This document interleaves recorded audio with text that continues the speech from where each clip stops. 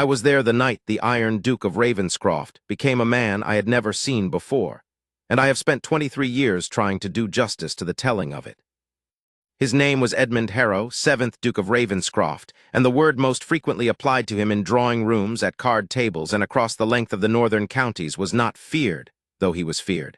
It was not cold, though he was that too, or had learned to be. The word was inevitable. When Edmund Harrow moved towards something, it happened. When he decided a thing was so, it became so. When he looked at a man long enough to have formed an opinion, that man felt it in his chest before the Duke spoke a single word. I had known him since we were boys of 12 together at school, where he had already had that quality, the sense that the world would eventually arrange itself around his judgment, and that he was content to wait. We were not alike.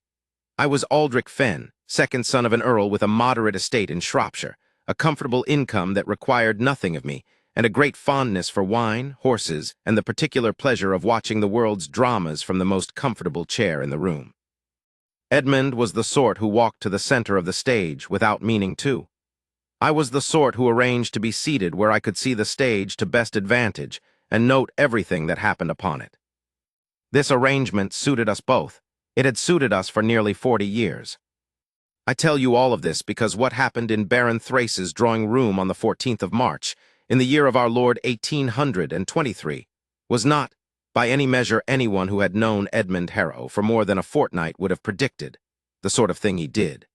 He was not a man who interfered in the private financial arrangements of other men. He was not a man who was moved to action by the sufferings of strangers, or not visibly, not in any way that could be pointed to and named. He did not, in general, feel called upon to insert himself into the complicated situations that London society produced in such reliable abundance, because London society generally sorted its own complications out in time, and Edmund found the process tedious to watch, and the involvement of himself in it considerably more tedious still. He was, in short, not the sort of man who paid double. He was not the sort of man who spent every Tuesday and Thursday for 6 months calling at the same address. He was not the sort of man who solicited opinions he hadn't asked for and then kept them in his head like a private library. He was not the sort of man who, at the age of 52, discovered that the part of himself he had been most carefully managing was the part that was capable of being entirely undone by a woman who asked for nothing. I, however, was the sort of man who remembers exactly what a room looked like when history walked in wearing a plain gray dress. The arrangement had been called a private creditors' meeting, which was the euphemism Baron Thrace had circulated in his careful, insinuating letters. The Baron was a large man, red-faced, with the complexion of someone who ate more than he walked and felt entirely justified in this, with small hands that moved constantly, touching things, adjusting things, setting a candlestick half an inch to the left and then half an inch back, as if he could not bear to let an object rest undisturbed in his vicinity. He had the breezy confidence of a man who had spent 15 years discovering that power, applied with sufficient patience and a complete absence of scruple, could produce most of the outcomes he wanted without his ever needing to commit to anything that could be cleanly called a crime. He had inherited his title from a cousin who had not liked him, and had done so anyway because there was no one else, and he had spent the intervening 15 years trying to make the inheritance feel like something he deserved rather than something that had simply happened to him in the absence of better candidates. The debt in question had belonged to a Mr. Robert Wren, gentleman, of the parish of St. Martin-in-the-Fields, who had died 6 weeks earlier of a burst heart after a winter of extraordinary losses at the card table. Mr. Wren had been, by all accounts I gathered afterward from people who had known him, a kind curate who had been at school with him, a bookseller in Covent Garden whom he'd frequented for years, a neighbor in the street where they had lived for 20 years, a gentle, somewhat foolish man who had loved his daughter to the exclusion of common sense, believed the best of most people he encountered, and had, in the last 2 years of his life, borrowed repeatedly from Baron Thrace at terms the Baron himself had set, and that Mr. Wren had not fully understood when he signed them. The debt had grown, as debts do when the man setting the terms is the man collecting the interest, into a sum that bore no relationship to what had been originally borrowed. There was the principal. There was the interest, calculated at rates that varied between the 3 loan agreements, and that, in the Baron's final accounting, appeared to have been set at figures somewhat higher than those specified in the original documents. There were fees variously described. There was an administrative charge for the management of the estate in the 6 weeks since Mr. Wren's death, during which time the Baron, having installed himself as estate administrator through an arrangement Mr. Wren had agreed to in his final weeks without, it seemed, fully comprehending its scope, had collected rents, paid some household accounts, and pocketed the remainder. In total, by the Baron's accounting, Mr. Wren had died owing him £4,200. The daughter was named Cecily. She was 24 years old, unmarried, possessed of no property beyond the contents of the family townhouse, which the Baron had already claimed as partial payment against the debt, displacing her to rented rooms in a respectable but cheerless part of Bloomsbury, and no income. She had one living relation in any position to help, an aunt in Bath who had writ to say she was very sorry, but her own situation did not allow her to take on further obligations, which had the particular quality of a letter composed with great care to say nothing that could be held against the writer. Cecily Wren had, in other words, nothing. Except herself. And it was herself that Baron Thrace, with the particular creativity of a man who has never had any actual scruple but has spent a lifetime performing the appearance of one, had arranged to put before his creditors. Not sell, you understand. No one in 1823 would use that word in polite correspondence, not even correspondence that was not particularly polite in its intentions. The term was a settled arrangement, a meeting of creditors at which the estate's remaining asset, namely the unmarried daughter, would be offered in marriage to whichever creditor was best positioned to absorb the outstanding debt. The debt would be cancelled against the marriage settlement. Miss Wren would have a husband. The husband would have a wife and a cleared account. The Baron would have discharged his role as administrator of the Wren estate and pocketed a finder's fee of £300 that he had inserted into the arrangement paperwork, with the confidence of a man who does not expect the paperwork to be examined closely. Edmund had been invited because he was, in fact, a minor creditor. He had extended a personal loan of £200 to Mr. Wren some years prior, at the man's direct request and Edmund's own somewhat baffling impulse of generosity, toward a man he had met twice. Edmund had once told me that Mr. Wren reminded him vaguely of a tutor he'd had at 14 who had explained mathematics to him with a patience that Edmund, who did not require patience because he already understood mathematics, had found genuinely touching, and that he had lent the money without any particular expectation of its return. He had not, indeed, expected to see it again.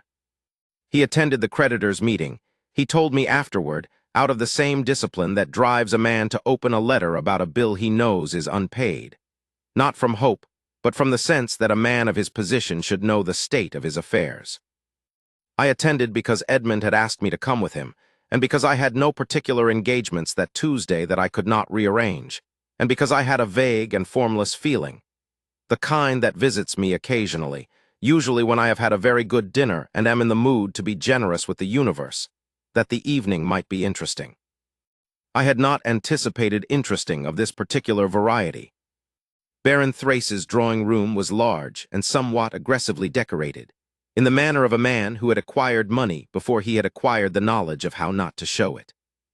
The walls were hung with 3 paintings that were not quite good enough to be what they were labeled: a Flemish landscape that had possibly been painted near Flanders, a portrait of a hunting scene whose horses had too many legs between them, and a seascape of the sort produced in great numbers by artists who had heard of the sea but not spent much time near it, and one excellent mirror in a gilt frame that reflected the room back at itself with unflattering accuracy.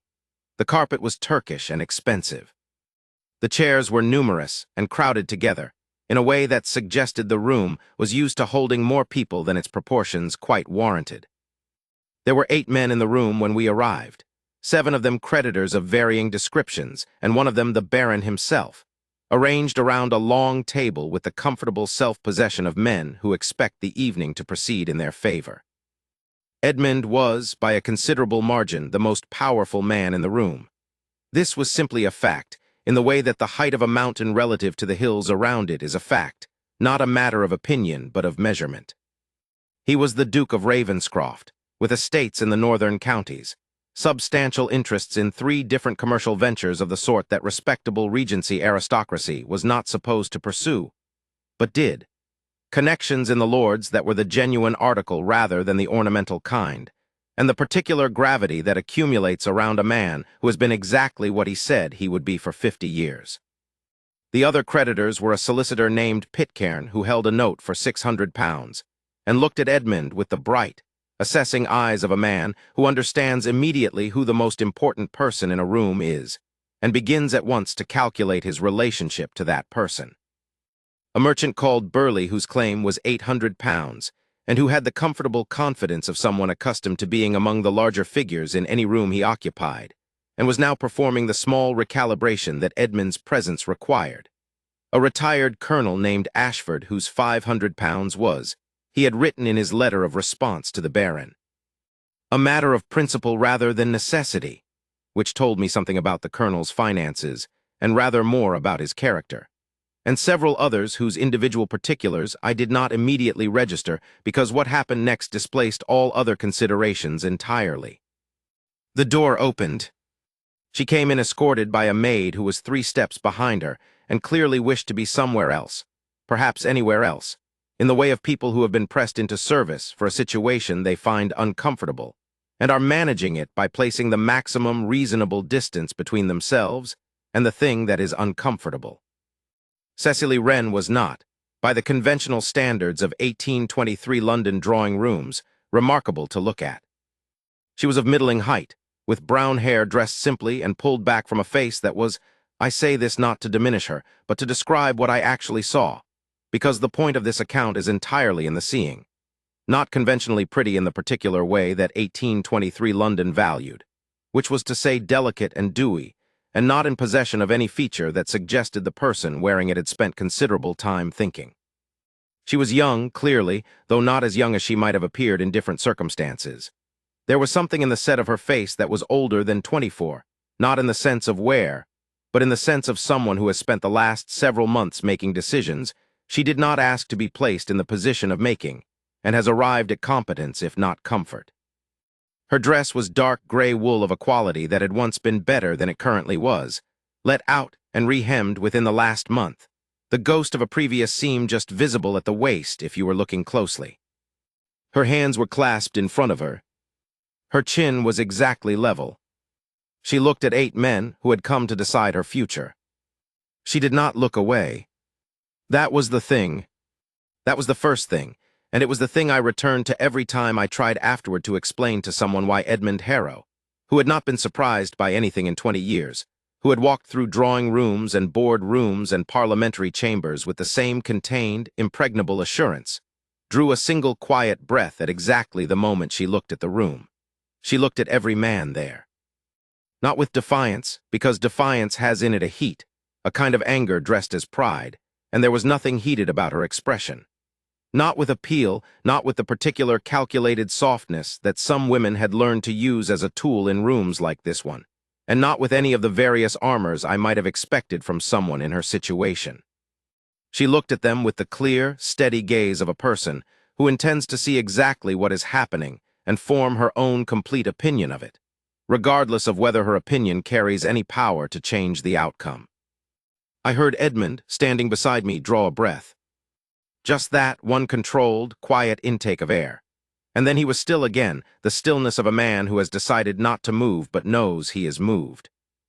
Baron Thrace made the introductions with the breezy warmth of a man performing a role he has rehearsed in front of a mirror and is pleased with.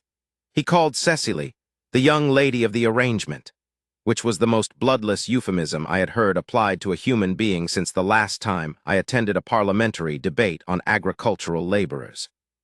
He explained the debt in broad strokes, producing a summary document that he set in the center of the table with the satisfaction of a conjurer revealing a trick. He explained the proposed terms. He gestured toward the chair at the far end of the table that had been placed.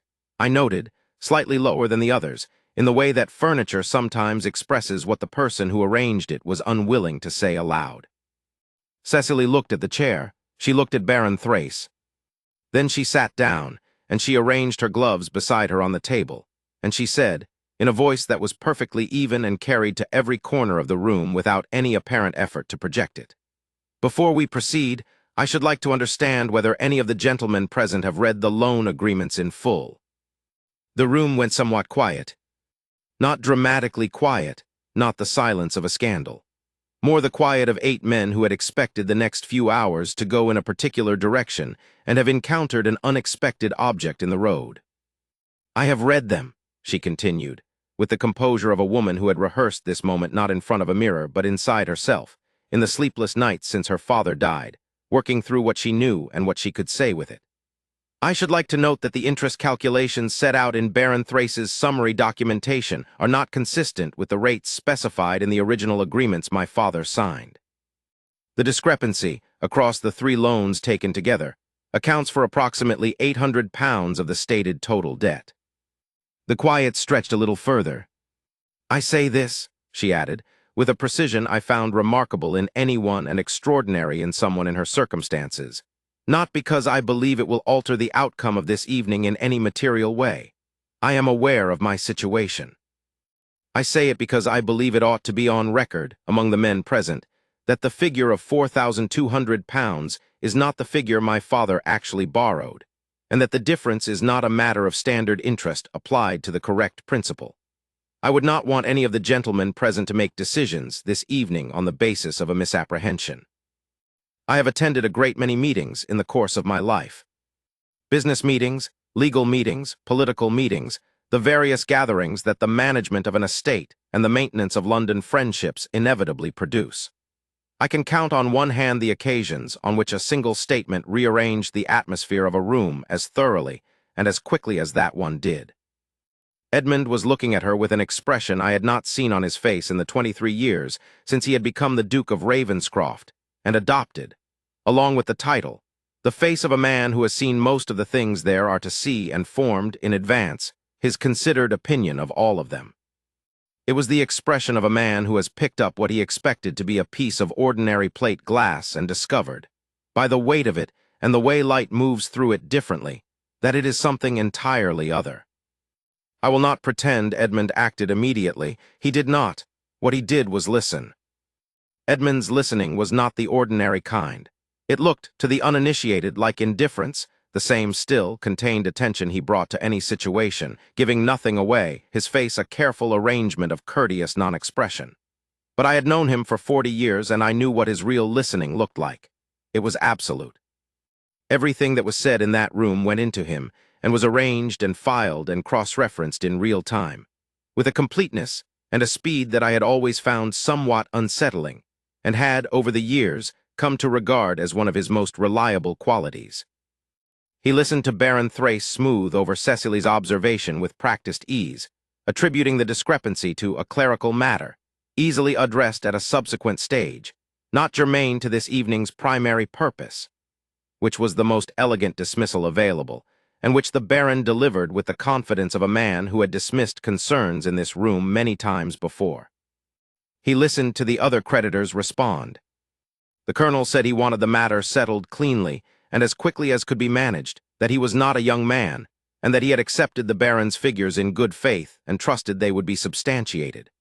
Pitcairn, the solicitor, said nothing, but moved his pen across the paper in front of him in a way that I suspected was less note-taking and more a performance of business, while he listened to everything with careful attention. The merchant Burley made a remark. I will not reproduce it in this account because it was not a remark a gentleman makes about a woman in her presence or out of it, and I found it at the time, and find it still, the single most illuminating thing Burley said that evening about his own character. He listened to the question period. There were several questions, directed at Cecily, most of them framed with the kind of civil surface that conceals a remarkably uncivilized interior. The Colonel asked what assets she had, as if she had not already been established to have none. One of the lesser creditors asked about her health, in a way that meant something other than concern for her well-being. Another asked whether she had skills that would be useful in the management of a household, which was perhaps the only question asked in good faith that evening, though it was still asked in the manner of a man evaluating livestock. Cecily answered every question with the same composure she had brought from the first moment. She did not appeal to their sympathy. She did not produce tears. She did not use the kind of careful feminine indirection that women are sometimes taught to deploy in rooms full of men as a way of getting what they want while appearing not to want it. She stated facts, She had no assets. She had managed her father's household for 6 years and believed herself competent to manage any household of comparable or greater size. Her health was good. She was prepared to accept a reasonable resolution, provided the terms were lawful and the interest figures correctly calculated. When the colonel asked, not unkindly but with the bluntness of a military man, what she brought to such an arrangement beyond the cancellation of the debt, beyond herself, in other words, she looked at him for a moment and said, with an edge so fine you had to listen closely to feel it, "Myself, Colonel Ashford, which I believe is what was advertised." There was a sound somewhere in the room that might have been a suppressed laugh. I believe it was me. Edmund said nothing for the first hour and 7 minutes. I know the duration precisely because I had been watching the drawing-room clock, a fussy marble thing on the mantel that chimed on the quarter hour, and because tracking the time gave me something to do that was less obviously attentive than watching the thing I was actually watching. When he spoke, it was not in response to anything the Baron had said. He spoke into a pause, in the way he always spoke, not raising his voice, not angling for attention in the manner of someone who doubts they will be attended to. He issued words into the air with the absolute certainty of a man who has never had occasion to repeat himself to anyone who was paying attention. "Miss Wren," he said, "you mentioned 3 loan agreements. I hold one of them, the February agreement, for £200. I was not aware of the others until tonight." She turned to look at him. She had known who he was the moment we arrived. I had seen it in the slight adjustment of her attention when Thrace performed the introductions, a fractional recalibration, the way a person sometimes does when they have been holding a list in their head for a long time, and a name on that list walks into the room wearing human shape. The Duke of Ravenscroft would have been on any list she had composed about her father's creditors. She showed nothing in her face beyond careful attention. "There were 2 others," she said. "March and November of the previous year, both with Baron Thrace directly. And the interest rates specified in those agreements. 8% per annum in the March agreement. 7 in the November." Edmund looked at the Baron. It was the kind of look that contains, somehow, everything one might say about a subject while saying none of it aloud. The Baron looked at the table. "The total stated by Baron Thrace this evening," Edmund said, with the precision of a man who understands numbers with the same totality that he understands everything else he decides to understand, would correspond to an interest rate of approximately 14% per annum on the combined principal, not the rate specified in the documents Miss Wren has described. He paused. "I would like to see the original agreements before this meeting proceeds any further." "Your Grace," the Baron said, with the particular smooth manner of a man who has spent 15 years managing people considerably more powerful than himself through a combination of flattery and the careful framing of their options. "These are clerical matters, as I indicated, readily addressed at a subsequent stage with full supporting documentation. The purpose of this evening." "The purpose of this evening," Edmund said, "is to settle a debt. I have some interest in debts being settled at their accurate figures. I would like to see the original agreements." A pause. "Now." The colonel coughed. Burley shifted in his chair. Pitcairn set down his pen and looked at Edmund with the expression of a man who has just revised his assessment of the evening's potential interest level significantly upward. The agreements were produced. They arrived with the hesitancy of documents produced at the request of someone who had hoped not to be asked for them. Retrieved from a leather case, the Baron's secretary had been holding near the door, carried to the table by hands that were, I observed, not entirely steady. Edmund took them. He examined them with the unhurried thoroughness that was his in every context, whether he was reading an agricultural lease or a letter from a friend, or, apparently, the private loan agreements of a deceased gentleman whose daughter was sitting 10 feet away with her hands folded, and her face arranged in an expression of composure that I did not believe was comfortable to maintain. He examined them for 12 minutes. No one spoke. I watched Cecily Wren in those 12 minutes, and I watched something happen in her face that she did not intend for anyone to observe. It was not hope, exactly. Hope was too simple a word for what moved across her expression, and in any case she was careful enough that she would not have let hope be visible. It was something more like what happens when a room that has been shut for a long time is open to air. Not dramatic, not sudden, just a quality of space where there had been the particular pressure of a room with no windows. Edmund set the agreements down. He looked at Cecily. He said, "Miss Wren, I will be returning tomorrow morning with my solicitor to review the full documentation of the Wren estate. You should have legal representation present." She said, "I cannot afford legal representation, Your Grace." "My solicitor will act for you." The Baron opened his mouth. "At my expense," Edmund said without looking at him. We left before the Baron had recovered sufficiently to object to any of it. I fell into step beside Edmund in the tiled hallway, where his man had our coats waiting and the candles were burning low in their sconces, and I said, because I could not help it, because I had known him for 40 years and had long ago stopped pretending I was capable of restraint when restraint was this inconvenient. "Well." He said nothing. "She gave the figures from memory," I said. "All 3 agreements, in a room full of men who were hoping she didn't know them." Edmund pulled on his coat. He handed me mine. "The figures were her father's," he said. "She would have been living with them for months." "Yes," I said, "still." He looked at me. Not the full look, not the one that means he is forming an opinion and intends to deliver it. The shorter one that means he is aware of something, and not entirely certain what to do with the awareness. "Edmund," I said, "what are you going to do?" He was quiet for the space of time it took a footman to open the front door, and then the cold March air came in and we stepped through it, and he said, "I am going to find out what actually happened to the Wren estate." What had actually happened took Edmund's solicitor, the meticulous and white-haired Mr. Garrow, who had served the Ravenscroft family for 30 years with the kind of fidelity that is indistinguishable from absolute professionalism, but contains, underneath it, something considerably more personal, and a young clerk named Ellison, 2 weeks to fully document. The outline was clear within the first 3 days. Robert Wren had borrowed, as I have said, twice from Baron Thrace. He had borrowed additionally from a moneylender named Croft, on terms that were, while not strictly illegal, Garrow told me later with the expression of a man who finds the distinction between law and justice increasingly tiresome in his 6th decade, on the outer edge of what the courts would have been willing to examine closely. Croft's note for £850 had been assigned, sold at a discount to a buyer, 2 months before Mr. Wren's death, in what appeared from the surface of the paperwork to be a clean and ordinary commercial transaction of the sort that happened in the money-lending world without particular notice. Garrow and Ellison, however, were not satisfied with the surface of the paperwork.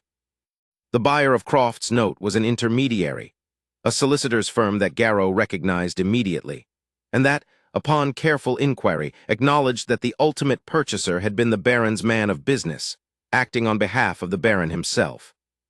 The Baron had purchased a note he knew to be unpayable, at a significant discount to its face value, and had then presented himself to the dying Mr. Wren, who by that point was very ill, very frightened, and very much in need of someone who appeared to know what to do, as his largest single creditor and the person best positioned to help him manage his affairs.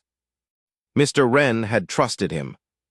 Mr. Wren, as I have said, was a man who believed the best of most people, was not naturally suspicious, and was easily led by anyone who seemed to understand better than he did the complicated and frightening world of money and debt. The Baron had installed himself as a state administrator while Mr. Wren was still living, using an agreement that Garrow said could theoretically have been challenged, but that Mr. Wren had had neither the resources nor, by that point, the energy to challenge. In the 6 weeks since Mr. Wren's death, the Baron had discharged some debts, collected 3/4 rent from a small property that had been part of the Wren estate, and accounted for the remainder in his summary documentation under administrative costs, a category Garrow described, with professional understatement, as generously interpreted. The finder's fee of £300 for the creditor's arrangement was the Baron's third distinct mechanism for extracting money from a situation that had already, if you tallied it correctly, yielded him considerably more than the original amounts he had lent. None of it, as I have said, was straightforwardly illegal. The wrong it did was moral, the systematic exploitation of a trusting, frightened, dying man and the consequent impoverishment of his daughter. And moral wrongs in 1823 were very rarely the sort that someone with power over the situation found it worth their time to address. Edmund, however, was in power, and Edmund had a code. I had observed this code in operation twice before, in 40 years. Both times the result had been decisive enough that the people on the receiving end had not repeated the behavior that prompted it. I will not say he was incapable of turning away from an injustice.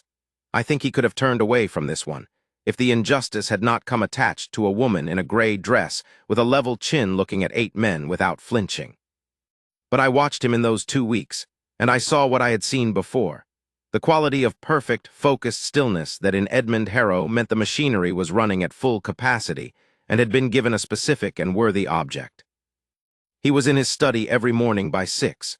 He read the documentation Garrow produced with a thoroughness that Garrow told me afterward he found quietly unnerving, not because he doubted Edmund's understanding, but because Edmund occasionally identified implications in the documentation that Garrow had not caught on the first pass, which was not something his clients generally did. He wrote letters. Quietly, without telling me their full contents, he contacted 2 of the lesser creditors, who settled their portions of the debt at the corrected figures in exchange for being left out of whatever Edmund was moving toward. The colonel, who was a decent man under his bluntness, and who had been persuaded by Mrs. Ashford rather than his own judgment to involve himself in the arrangement, settled without requiring much encouragement. The merchant Burley attempted to press his advantage with Cecily directly. He sent a letter to her rooms that was, by all accounts, not a letter a gentleman would write, and certainly not one a gentleman would send to a woman alone. I know this because Cecily forwarded it to Garrow with a cover note that said, "I believe this may be relevant to your review of Mr. Burley's conduct and his standing as a creditor in good faith." Edmund read the letter. He wrote one of his own to the merchant, which I never saw, but whose effect I observed in Burley's complete and permanent withdrawal from any further involvement in the Wren matter within 48 hours. I asked Edmund what he'd written. "I asked him a question," Edmund said. "I waited. About his shares in a particular shipping venture," he said, and returned to his reading. I did not pursue it further. I saw Cecily Wren for the second time on the 5th day after the Baron's meeting, when Garrow brought her to Edmund's London house for a review of the estate documentation. I was there by a coincidence that was not entirely a coincidence. I had called, ostensibly to return a book I had borrowed in December, and that I could very easily have sent by footman, and Edmund had looked at me when I arrived and said, without inflection, "Garrow is bringing Miss Wren at noon. You might as well stay." So I stayed. She arrived precisely at noon, with Garrow and young Ellison, dressed in deep green that suited her considerably better than the gray had, her hair done with more care, not dressed to impress, but dressed to present herself with dignity in a room full of strangers, which was a distinction she would have understood. She looked more settled than she had in the drawing-room, less as though she were bracing against something. Edmund rose when she entered. A duke rises for a woman. It is manners. What was slightly more remarkable was that he rose at the exact moment the door opened, before Garrow had completed the introduction, as if something in him had known she was there before his eyes confirmed it. He extended a hand toward the chair across the table and said, "Miss Wren, thank you for coming. Garrow has explained the purpose of this morning's review, I believe." She sat, she arranged her gloves on the table beside her, a small, economical gesture, and said, "He has. I should like to see the secondary Croft documentation if you have it. I was not aware of the secondary note when we met at the Baron's house." Edmund produced the document. She read it. She read it with the quality of attention I had observed in the drawing-room, every sentence parsed and filed and cross-referenced with everything else she already knew. When she finished, she looked up and said, "This was prepared in October. My father told me in September that his situation had improved." I believe the Baron told him that. Edmund, who had been watching her read, said, "You think the Baron encouraged him to believe the debts were under control?"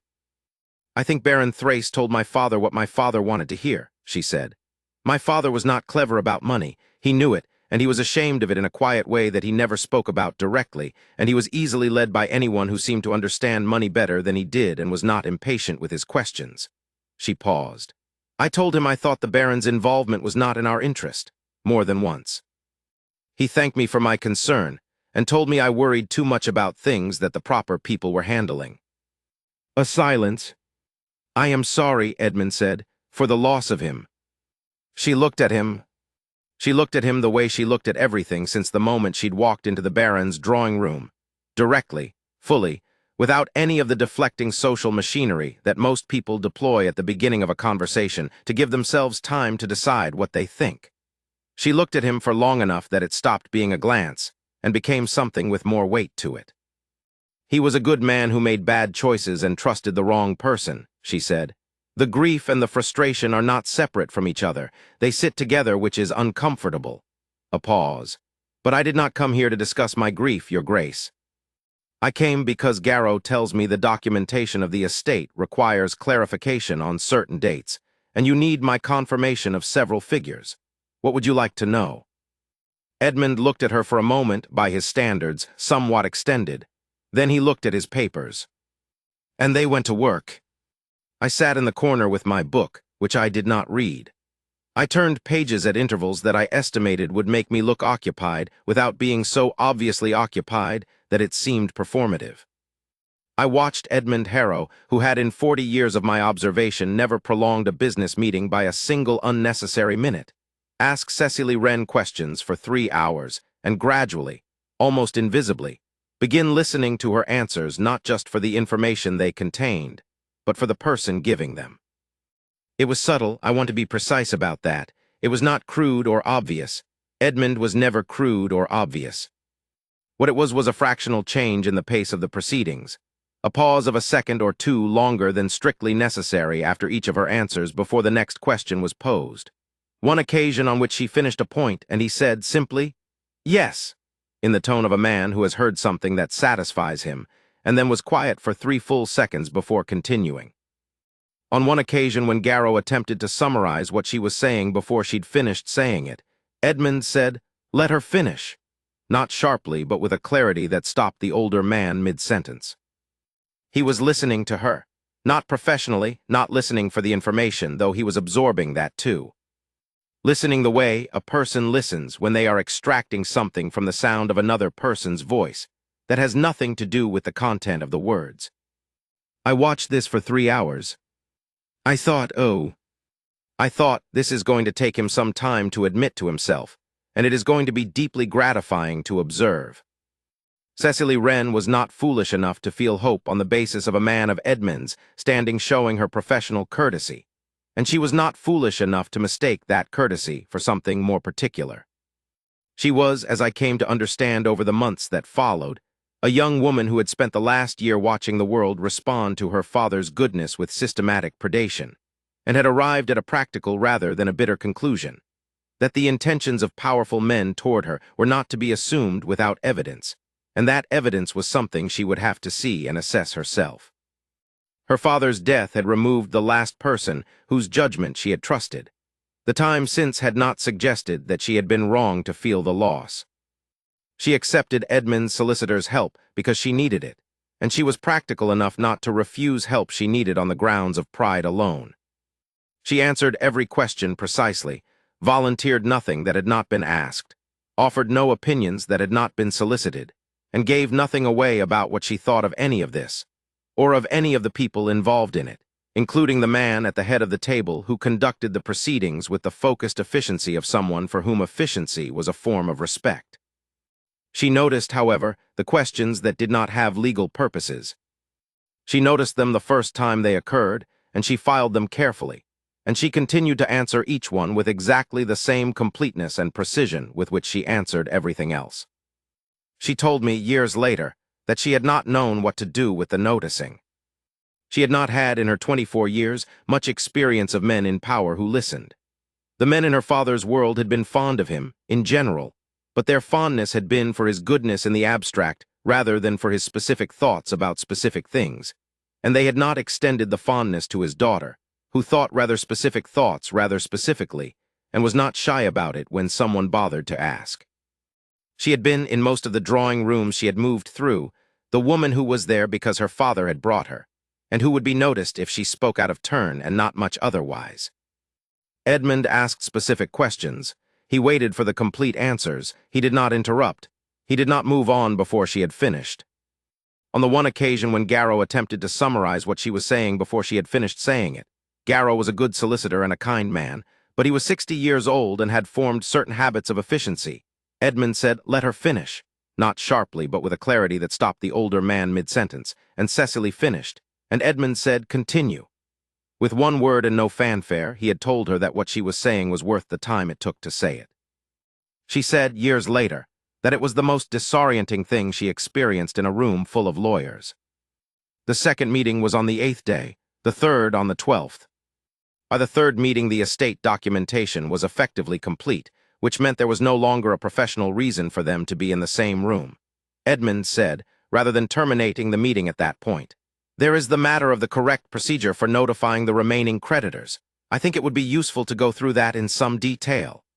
They went through it in considerable detail, which took another 2 hours. I sat in the corner with my book and turned pages.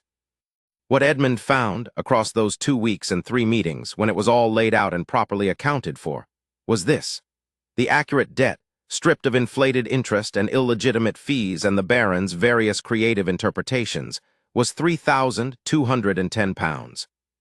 He had already settled the portions belonging to the Colonel and 2 of the lesser creditors at the corrected figures. He had identified, through Garrow's patient work, a technical remedy in the assignment of the Croft note that did not establish fraud outright. Garrow was always careful about the distance between what could be proven in court and what was actually true. But that created, as Garrow put it with lawyerly precision, a material question about the legitimacy of the assignment that would be costly and time-consuming to resolve through litigation. And that would benefit from being settled quietly rather than publicly adjudicated. Edmund used this to negotiate with the Baron. He went to that meeting with Garrow alone. He came back looking like a man who has done something distasteful and warranted, in the way that a surgeon's face sometimes looks after an operation that was necessary and not pleasant.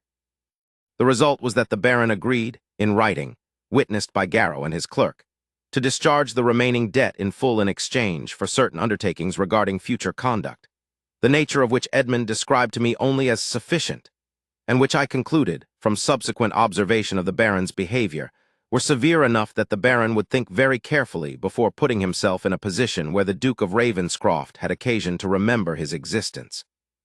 Then Edmund sent Garrow to inform Cecily Wren that the debt had been discharged, and she was free. He did not go himself.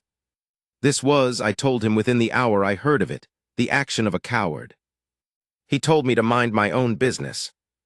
I told him that minding my own business was not among my established qualities, and that he had been aware of this for 40 years, and had apparently decided to forget it, and that I was prepared to remind him as frequently as necessary until he stopped making decisions that were the wrong ones. He said, "She is 24, Aldrich. You mentioned that. I am 52.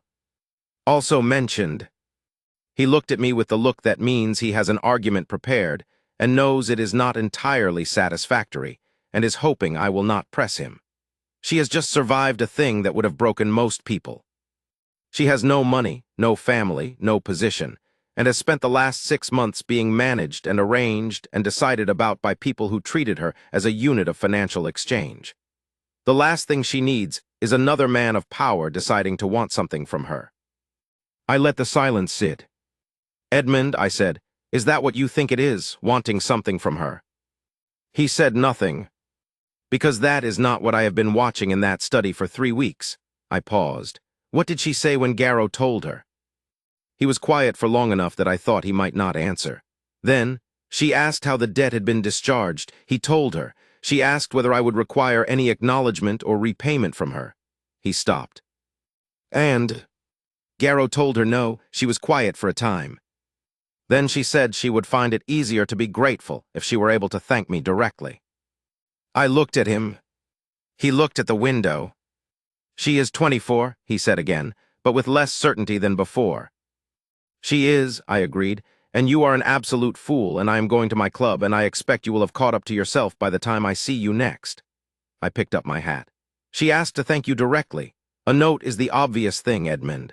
A note is what a person sends when they want to discharge an obligation from a safe distance. She asked to say it to your face." He went to her rooms that evening. He told me about it the following morning, in the quiet office in Grosvenor Square with the fire burning and the newspapers untouched, with the air of a man reporting something that happened at some remove, and that he is attempting to render accurately without overinterpreting. He said he had arrived at her address, that she had received him in her sitting room, bare of everything but the landlady's furniture, a single lamp on the writing table, a chipped china dog on the windowsill that had, he said, the look of something moved carefully and placed with intention, and that they had spoken for 2 hours. I asked what they had spoken about. He said everything. I waited. She asked how the secondary Croft note had come to Garrow's attention, he said. I told her. She asked why I had pursued the matter at all, when my own stake in the debt was only £200. He paused. I told her the £200 had very little to do with it. And she said, she asked what did have to do with it. I kept very still. I told her, he stopped. Then, with the careful deliberateness of someone measuring out words the way you measure out something you are not certain you have enough of. I told her that I found it very difficult to be in the presence of a person of her quality, in the circumstances she had been placed in, being managed and arranged by people who were treating her as a unit of financial exchange, and that I found it considerably more difficult than I had anticipated to be in her presence at all. For other reasons. The room was quiet. She said, he continued, that she had noticed me looking at her. I breathed out slowly. I told her it was not pity. She had thought it was. She said she had assumed so, that it was the most charitable available explanation. He looked at his hands. Then she said she had hoped it was not. And then, I said. She said she was tired, and would I please come back tomorrow. I thought about this for a moment. Then I laughed, not unkindly, but with the genuine laugh of a man who has understood something that has taken rather longer than expected to become clear. She sent you away. She did. And you're going back. I am.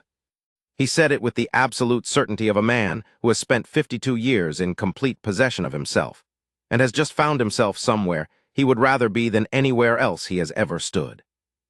He went back the following day, and every day for 2 weeks, and then every Tuesday and Thursday for the following 4 months. Not for any professional reason, the professional reasons had been fully exhausted, simply because he went. I know the quality of those visits not from Edmund, who described them in the way he described most things that mattered to him.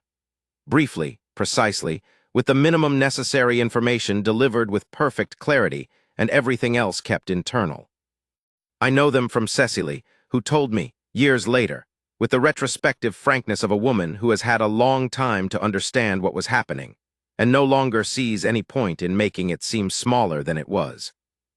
She told me she had spent the first week of those visits being systematically practical, because she knew the shape of her situation and could not afford the self-deception required to overlook it. He was a duke of the old kind, with an estate worth considerably more than the whole of her father's social acquaintance combined, old enough to be her father, in possession of a settled life and a decided character, and no obvious reason to be interested in a woman whose principal qualifications were a facility with numbers, and the ability not to cry in front of men who were trying to buy her. She told herself that she was useful to him, that she had provided information that helped clarify the estate documentation, and that men of his type sometimes developed an interest in useful people of a limited and professional kind that could easily be mistaken for something more. She told herself this for approximately 8 days, at which point she stopped being able to sustain it against the evidence. The evidence was that he listened to her. Not in the professional way, though that continued, and they talked about the estate and the documentation and what Garrow had found and what it meant. They talked about these things as two people who are both interested in the problem and have equal standing in the discussion of it, which was not a thing that had happened to Cecily Wren in a room with a man before, at least not since her father's best years. But they also talked about other things. He asked about her father, not about the debts or the management, but about him, the man, what he had been like when he was not frightened and not failing, what he had read and what he had liked and what he had talked about at dinner. She told him about the tobacco tin. She told him about the books kept in no particular order because her father liked the surprise of reaching for one and finding something unexpected. She told him about the Sundays when her father cooked eggs badly and was very proud of himself for cooking at all, and about the way he laughed, which was sudden and too loud and slightly undignified, and had always made her love him more. She told me, "I never talked about him like that to anyone. There wasn't anyone to tell." She looked at her wine. Edmund asked me and then was quiet, and so I kept going. I had a great deal stored up, it turned out. She told me that after 2 weeks she had set herself deliberately to find the flaw, something in Edmund that would resolve the situation into something manageable. She had found his impatience with incompetence, which was real, but directed only at incompetence that should not have existed in someone in a position of responsibility, never at people who were simply learning. She had found his dislike of sentiment in the abstract, which was also real but coexisted, somehow, with a capacity for it in the particular that she found both surprising and completely convincing. She had found his certainty, which was not arrogance. He was open to evidence, always, but was the very settled conviction of a man who has formed his opinions through a thorough enough process that he does not need to revisit them unless genuinely new information appears. None of these were flaws that resolved anything. She told me, "I was furious about it, very specifically furious that it was inconvenient to care about someone this much when I had spent 3 years making myself not need anyone." I asked her when she had known. She thought about it for a moment, the particular pause of a person retrieving something specific. Then she said, "He corrected me once. We were looking at a figure in the estate accounts, something small, a quarterly sum, and I made an error in my mental calculation. He said very quietly, 'The total is 47, not 43, and then went straight on to the next point. No pause to let me feel the correction, no tone that made it mean anything larger than a fact. He just told me and moved on." She was quiet for a moment. I had spent 24 years with people who either didn't notice when I was wrong or made it mean something larger than it was. He just told me and moved on, like it was ordinary. Another pause. I knew then. It was a terrible time to know it, and I knew it anyway. In those same weeks, Edmund arranged for Cecily to be received as a household companion by Mrs. Cartwright, a widow of 70, a friend of his late mother's, who lived in a well-appointed house in Mayfair with a household staff, and a talent for seeing things clearly and the good sense to know that the situations she was asked to facilitate were none of her business except in the most general and benevolent sense. Mrs. Cartwright had been briefed by Edmund in the shortest conversation I have ever witnessed that covered so much ground. He told her that Cecily Wren was a young woman of intelligence and dignity who had had a very difficult year and needed a stable situation and a kind presence. And Mrs. Cartwright had said, "Yes, Edmund," in the tone of a woman who understands considerably more than she has been told and sees no need to demonstrate this. This gave Cecily a better address, a small household role that preserved her sense of independence, and a situation that meant Edmund could call without creating the kind of talk that would have complicated everything. He called on Tuesdays and Thursdays. When I was in London, I sometimes joined them for supper on Thursdays, not because I was invited regularly. I was, eventually, but not at first, but because I found reasons to be in the vicinity of Mrs. Cartwright's house on those evenings that were convincing enough not to be questioned. They read to each other sometimes in Mrs. Cartwright's sitting room, which the old woman vacated when they arrived with a tact so complete it was practically invisible. They walked in the park. They argued. She was not a woman who declined to hold a position on anything, and Edmund, who had spent 40 years surrounded by people who agreed with him in advance, found this both maddening and extremely satisfying, in the way that a man finds satisfying any problem that is equal to his attention. On one Thursday evening in October, a matter came up that was not connected to the Wren estate, but that illustrated, with a clarity I found instructive, what was actually developing between them. Edmund had a tenant dispute on one of his northern estates, 3 families, a water right, and a lease written by his grandfather's solicitor in terms that were technically clear, but practically unworkable given changes in the land over 60 years. He mentioned it in the context of a conversation about something else entirely, not as a problem he was soliciting help with.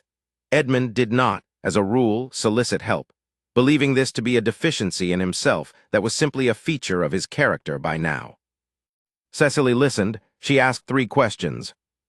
Then she said, "The right is written for the condition of the land as it was, not as it is. You need the lease amended, not adjudicated.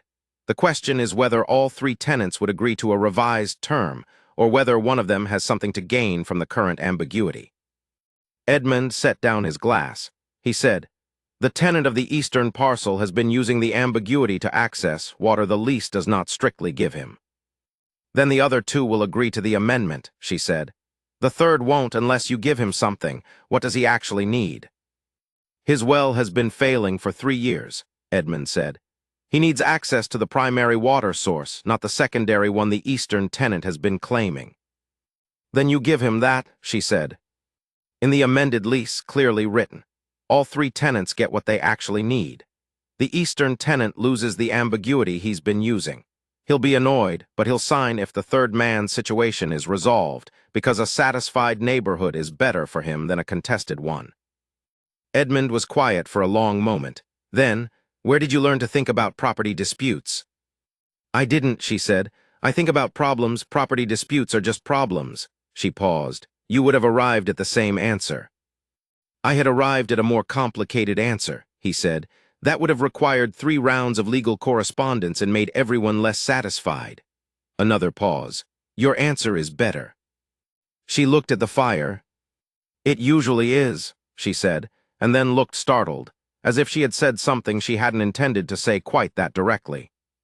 Edmund said, with the suppressed something in his voice that I had come to recognize as the closest he came to amusement. Yes, I have noticed that. She looked at him then, and the look between them was one of those looks that contain everything important without containing anything that could be pointed to and named. I was in the corner. I turned a page of my book. He told me in November that he was going to ask her. We were at his club, in comfortable chairs by the fire, and I had reached the part of my 3rd glass where I am at my most receptive to consequential news. I said, it is about time. He said, she will say no. I waited. She is a practical woman, he said, who has survived a great deal by not depending on people she cannot be certain of. She has not had reason to be certain of me beyond my behavior in a limited context over a limited period, which is not the same as certainty about the entirety of a person. I thought about this. Have you told her what you feel, directly, in actual words that a person can hear with their ears? He was quiet. Have you told her what it costs you? Another quiet. Edmund, I said, you are a man who was born behind walls and you have spent 52 years adding to them, and you are wondering why a woman who cannot see through walls cannot tell what is on the other side of yours. That is not a mystery. That is a wall. I paused. Tell her, not the careful version. The actual version. Tell her plainly what she is to you. He said nothing. She deserves to know what it costs you, I said. Not because she needs the leverage, because she deserves the truth, and you have been leaving that particular truth out of everything else. He sat with this for a moment. Then he said, you are occasionally more useful than you appear, Aldrich. I know, I said. It is part of my charm. Also, I am right. He did not contradict me on either count, which was its own kind of answer. He went to her that same evening.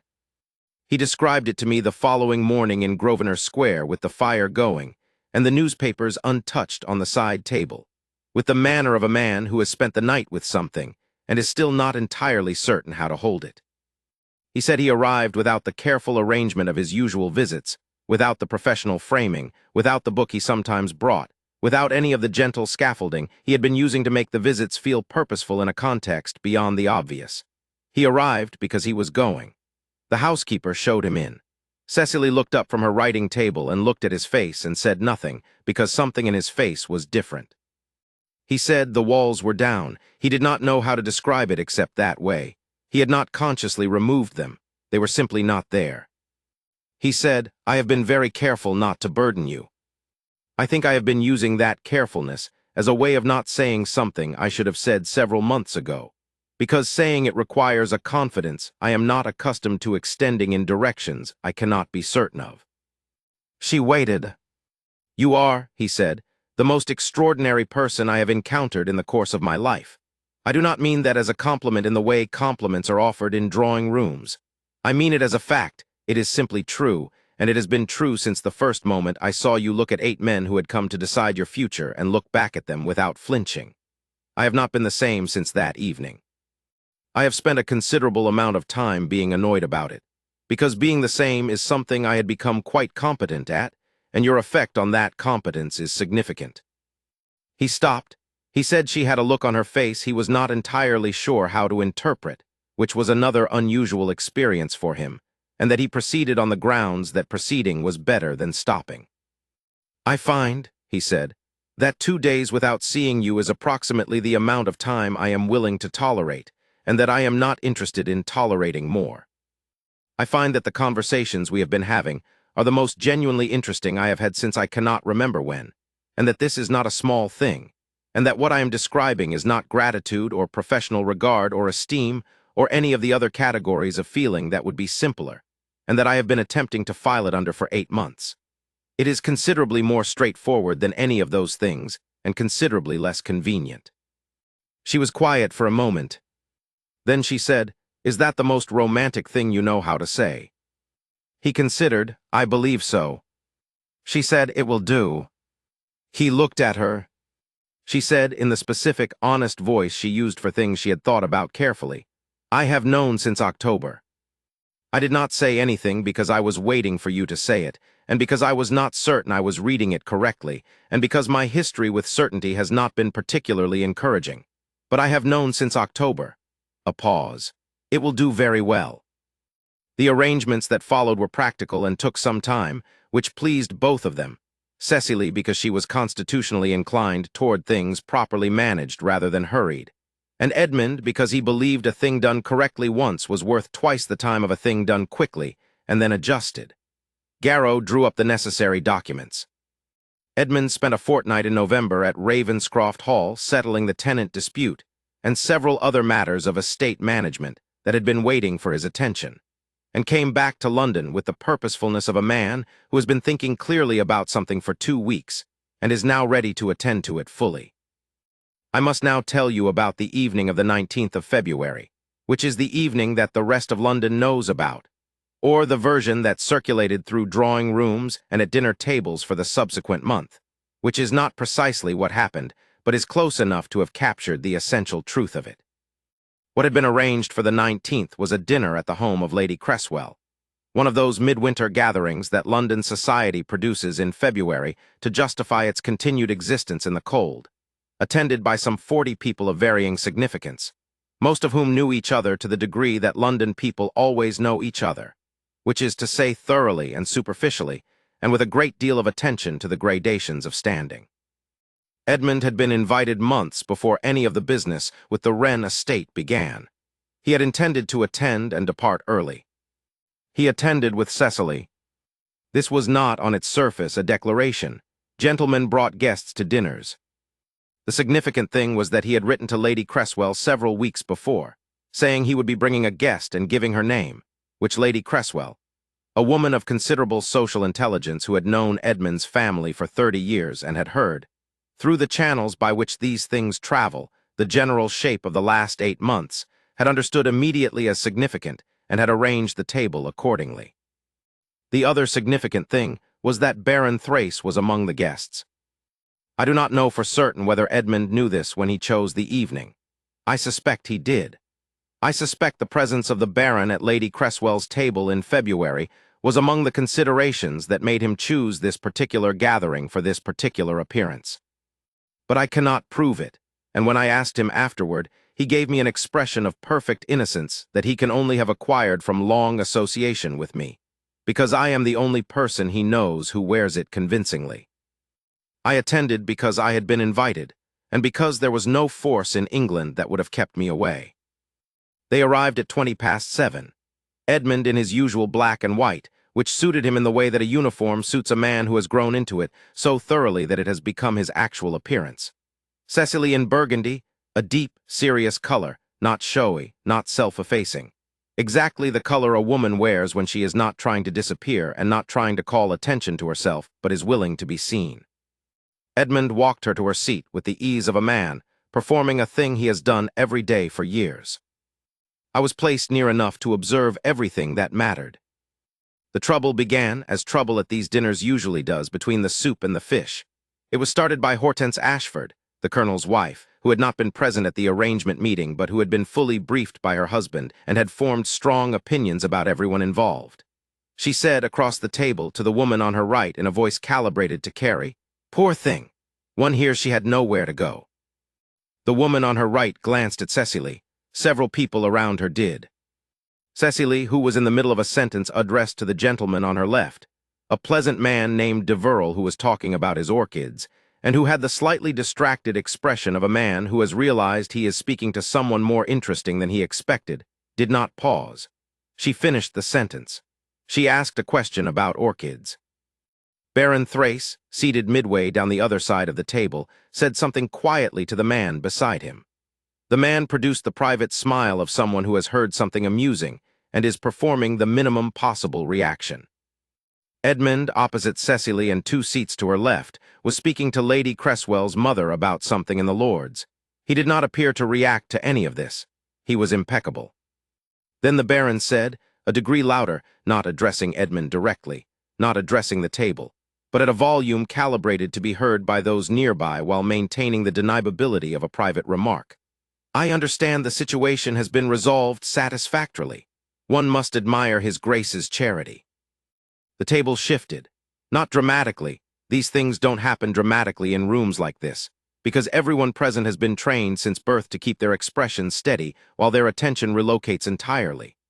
A quality of stillness spread outward from the Baron's words in the way that a stone's ring spread across water, and inside that stillness every person at the relevant end of the table adjusted their attention toward Edmund, Cecily, and the Baron and waited. Edmund set down his spoon. He looked at his bowl. A moment. Then he looked across the table, and he looked at Cecily. She was looking at him, the level, direct gaze I had first seen in the Baron's drawing room, the gaze of a woman who is looking at what is happening without deflection, seeing it completely. She was not afraid. She was not appealing. She was simply looking at him the way she looked at everything that mattered. He looked at her with an expression that had nothing managed about it at all. He said, not to the Baron, not loudly, but clearly and completely, in the voice of a man who has never needed to raise it to be heard, I beg the Baron's pardon. I am not certain what charity he refers to. The Baron looked at him. The small smile was gone. If he is speaking of the Wren estate, Edmund said, the matter was simple enough. There was a debt incorrectly stated. The debt was restated correctly. The correction benefited several creditors who were owed their accurate amounts, including myself. He paused, the deliberate pause of a man who leaves room for what follows to be heard completely. If the Baron is suggesting that what I have extended to Miss Wren is charity, I must correct him. What I have extended to Miss Wren is the respect she is owed as a matter of ordinary decency. Another pause. I intend, with her agreement, to extend a great deal more, on a permanent basis. In the relevant portion of the table, the quiet was complete. Cecily looked at him. He held her gaze. She said quietly, not for the room, for him, you might have asked me first. I did ask you, he said, in November. You asked me about the possibility of a particular future. I asked with considerable seriousness. There is a distinction, she said, between a serious private conversation and an announcement at Lady Cresswell's dinner table. He considered this. You're right, I apologize. She looked at him. The pause lasted approximately 3 seconds, which at Lady Cresswell's table in February with 12 people listening was approximately a geological age. You are forgiven, she said, and then without looking away, the answer is yes. Down the table, Lady Cresswell's mother said something to the woman beside her, in a tone of contained delight. Hortense Ashford had the expression of a woman who had expected an entertaining evening and received considerably more. The Baron, I observed, had developed a great deal of interest in his soup. And I had the expression, so Deverell told me when we met the following week, feeling he was obliged to report on what he had observed, of a man who has watched something he cared about very much arrive exactly where it was always going. I told Deverell he was very perceptive. He said it was difficult to miss. I said that was the nice thing about very clear things. They married in April, at Ravenscroft Hall, in the small estate chapel that had been used on ordinary Sundays for 3 generations of Harrow family worship, and that smelled of old stone and beeswax candles, and the sweetness of early spring flowers that Mrs. Cartwright had arranged the evening before. The ceremony was small. Edmund had told the vicar, a young man, recently arrived, visibly terrified by the proximity of the Duke, to keep it brief. He had not, he said, come to 52 years of age to spend the better part of an afternoon listening to someone, read him instructions for what he already fully intended to do. The vicar kept it very brief. Witnesses, Garrow, who wept into a handkerchief he had brought specifically for this purpose, which I thought showed admirable forethought. Mrs. Cartwright, who wept with the controlled dignity of a woman for whom this event was the satisfactory conclusion of an 8-month investment of care and attention. Ellison, the young clerk, who had been invited because Edmund had decided quietly that the boy had worked toward this and deserved to see its resolution. And me. I stood beside Edmund, and I watched him take Cecily's hands, and I watched him look at her with an expression I had not seen in 52 years of knowing him. Not managed, not calculated, not measured. Simply present with the fullness of something that has been given enough time and space to become exactly what it is. She looked at him with equal plainness, not with the composed, careful gaze of the woman in the Baron's drawing room, though that gaze was there underneath because it was hers, and she would always have it. But with something also that was the other side of it. What is visible when you give a woman who has been looking at the world with her whole attention long enough that the world begins, at last, to deserve it? I thought of a gray dress, a level chin, 8 men and a woman who looked back at them. I thought, yes, that is exactly right. The years that followed were years, and I can only give you years the way years are given, not scene by scene but as texture, as the quality of time accumulated into the shape of lives that have found their proper form. Edmund was not transformed. He was still the Duke of Ravenscroft, still feared, or at any rate regarded with the seriousness that accumulates around a man who has spent 50 years being exactly what he said he would be. Still precise, still given to the long silences that Cecily had early on decided to treat as one of his most reliable qualities. A man who does not fill every silence with noise is a man you can trust to mean it when he speaks. What changed was harder to name than a transformation. It was more like the difference between a house that is correct and a house that is lived in.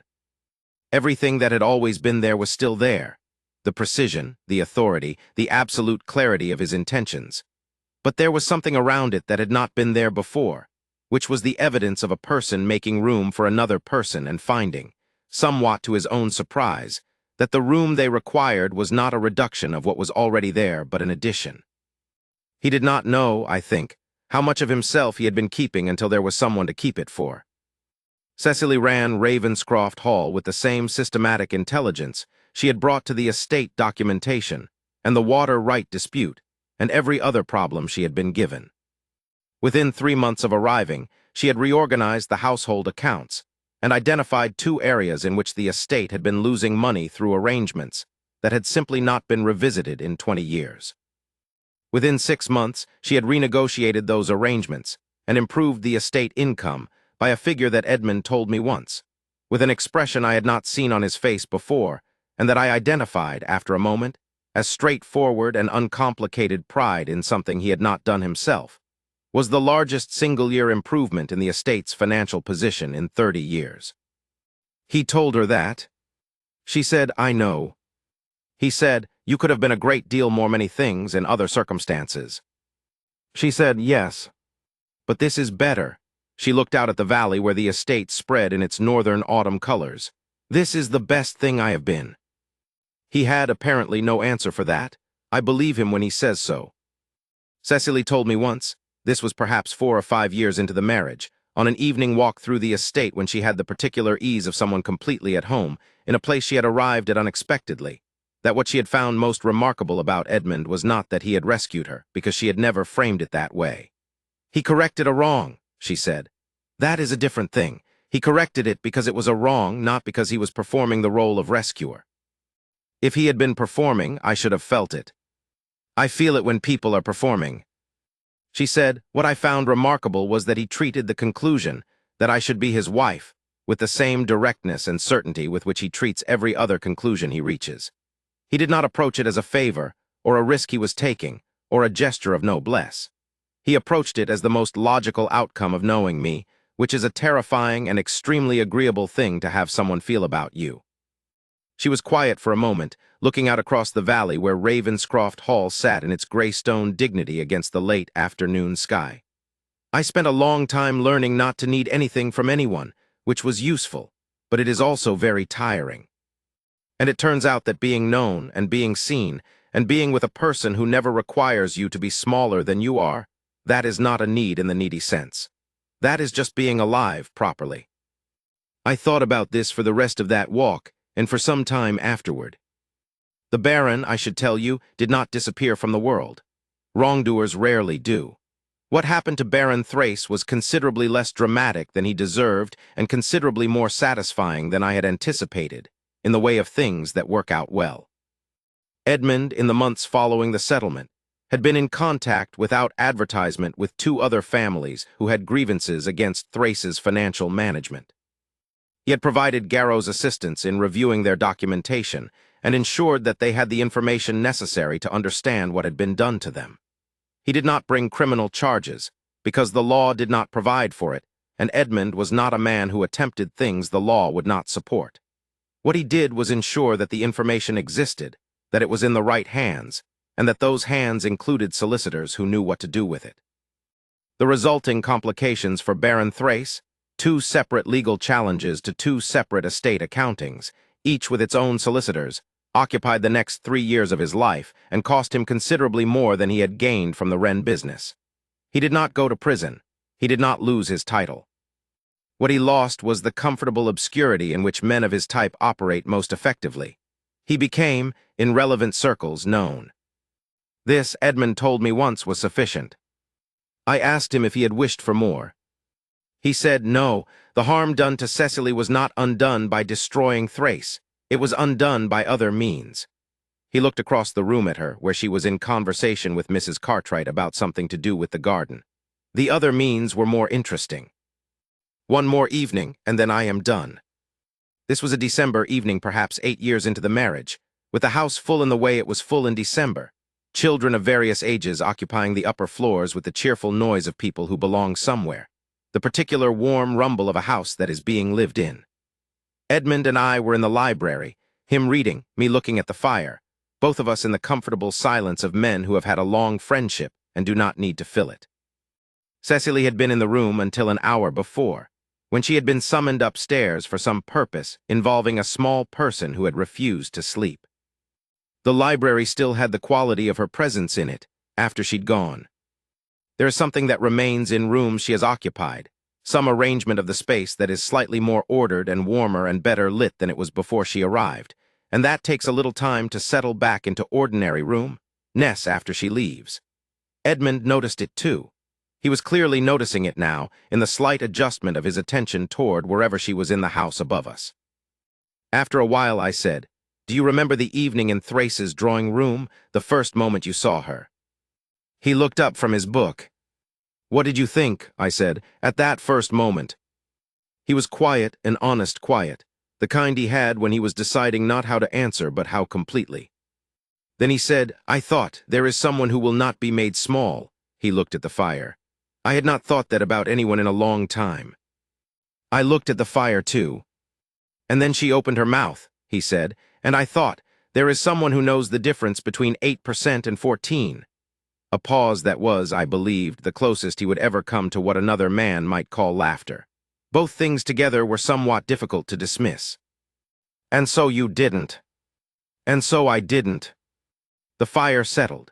From somewhere above us came the distant sound of a voice I recognized as Cecily's, low and steady, and underneath it the smaller sounds of a child being persuaded that sleep was a reasonable and even pleasant outcome.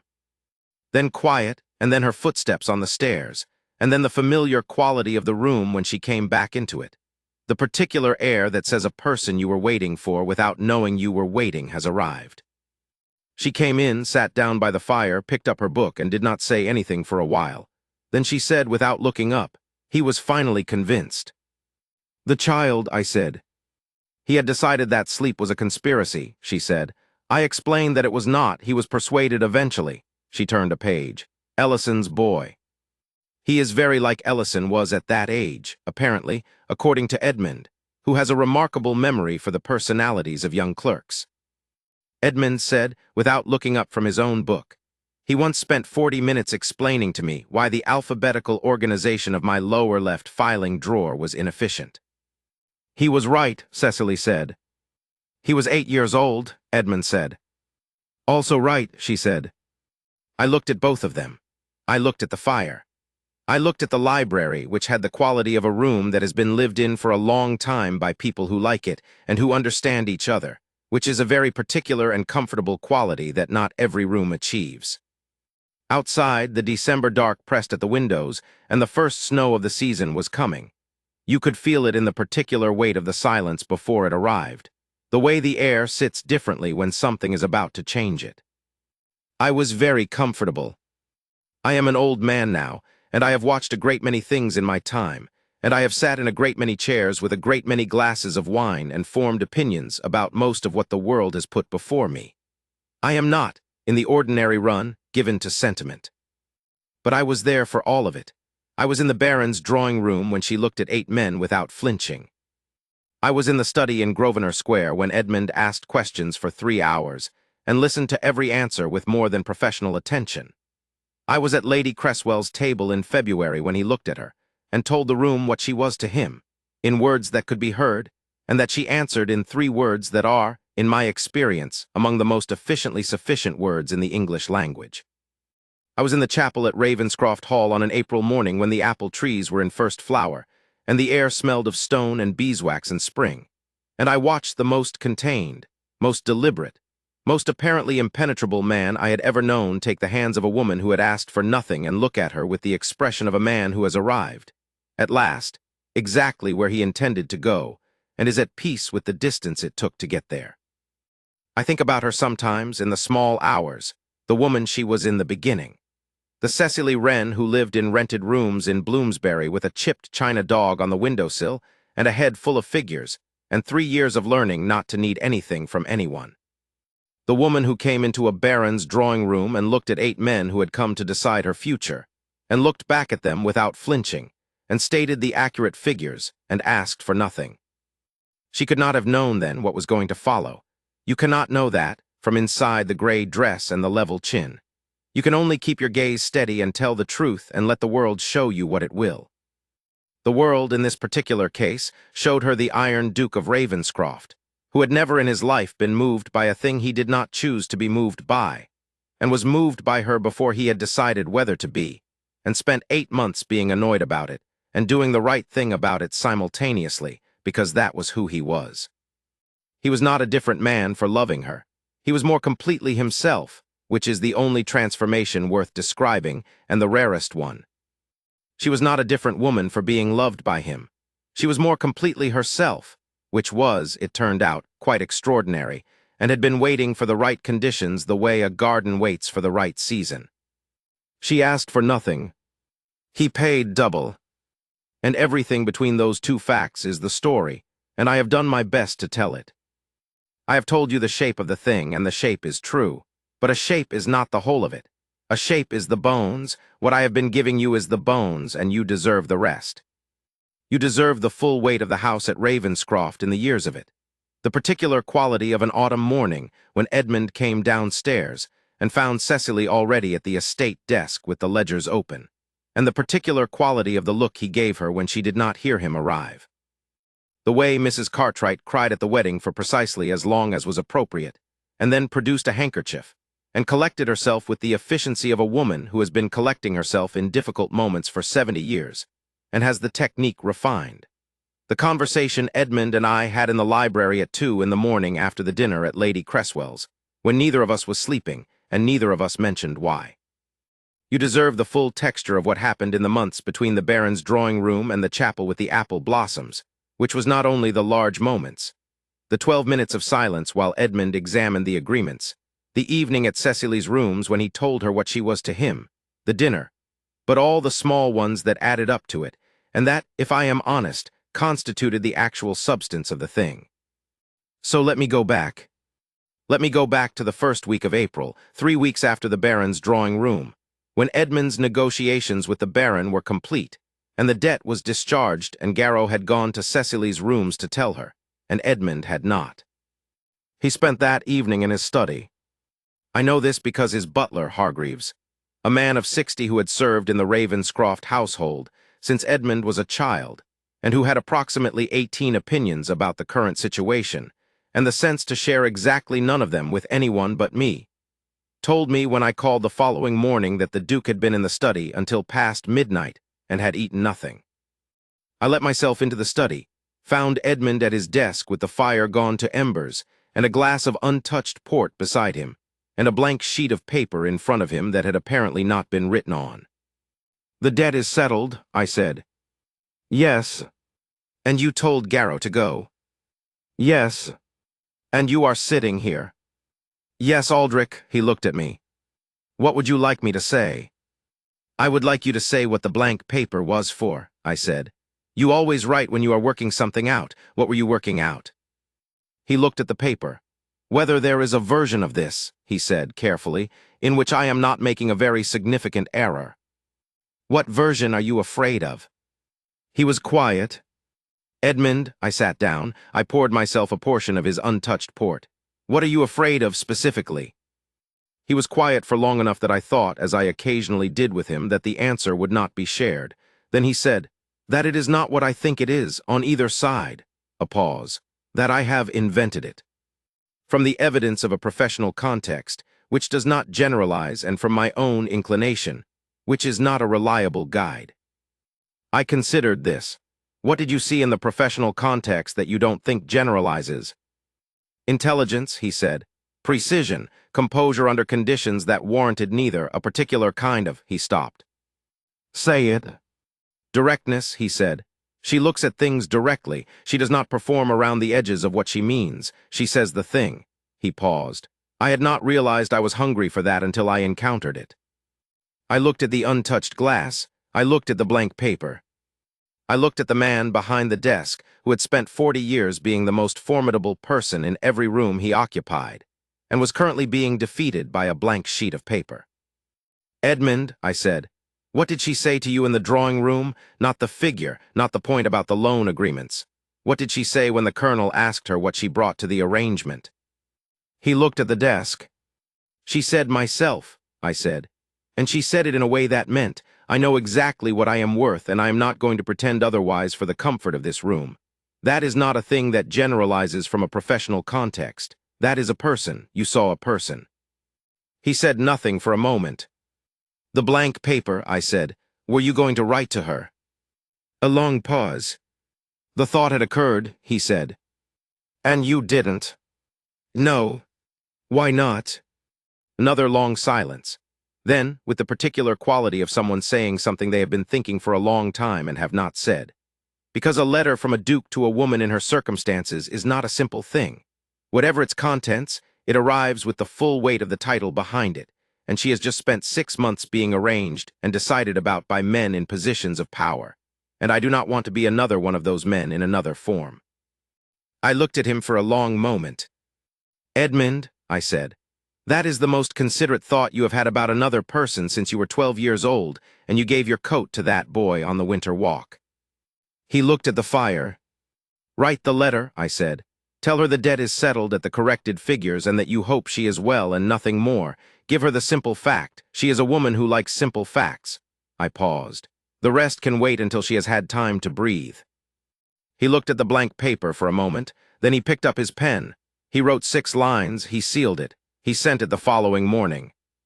Garrow told me afterward that she read the letter and was quiet for a while and then said, "Please tell His Grace that I would find it easier to be grateful if I were able to thank him directly." She had said it to Garrow because she had Garrow in front of her, but she had said it for Edmund. She had known he would hear it. She had known it would reach him, and she had sent it anyway, which was its own kind of statement from a woman who sent precisely what she meant. He went to her rooms that evening. The rooms were in a building in Bloomsbury that had been built 40 years ago by someone with modest ambitions and a preference for pale plaster, and that had the slightly defeated look of buildings, where the residents are temporary by necessity rather than choice. The china dog on the windowsill was the only object in the sitting room that appeared to belong to anyone in particular. Everything else was the landlady's, solid, clean, impersonal, the furniture of a life that is being waited out rather than lived. Edmund told me the dog's name was Captain, because her father had named it when Cecily was 7, and she had kept the name, and that she told him this on the first evening with the matter-of-factness with which she told him everything, and that he found, each time, made things more real rather than less. They talked for 2 hours on that first evening. He told me the broad shape of it. She asked about the debt. He told her. She asked why he had bothered. He told her more than he had intended to. She said she had noticed him looking at her. He said what he said. She said she had hoped it was not pity she sent him away. What he did not tell me was the quality of those 2 hours, because Edmund does not describe qualities. He describes facts and lets the facts do the work.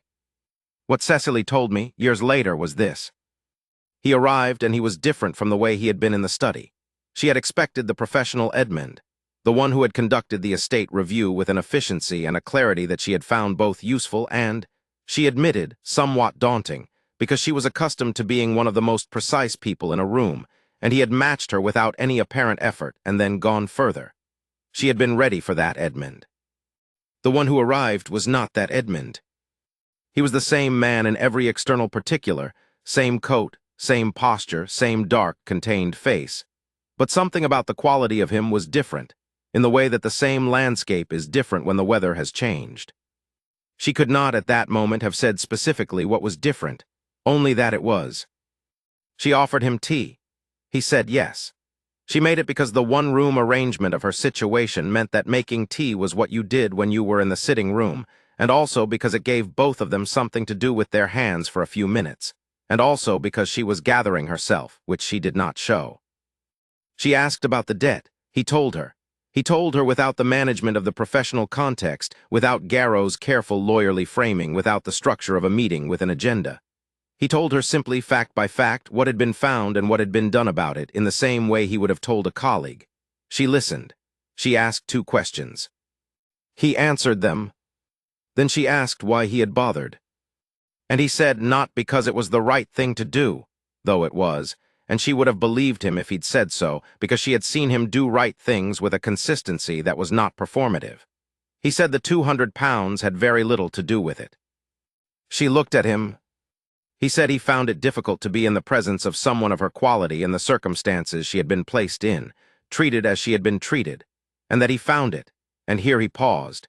And she told me the pause was the most eloquent thing in the room because she could see him deciding something, equally difficult to be in her presence at all, for other reasons. She said she had noticed him looking at her. He said it was not pity.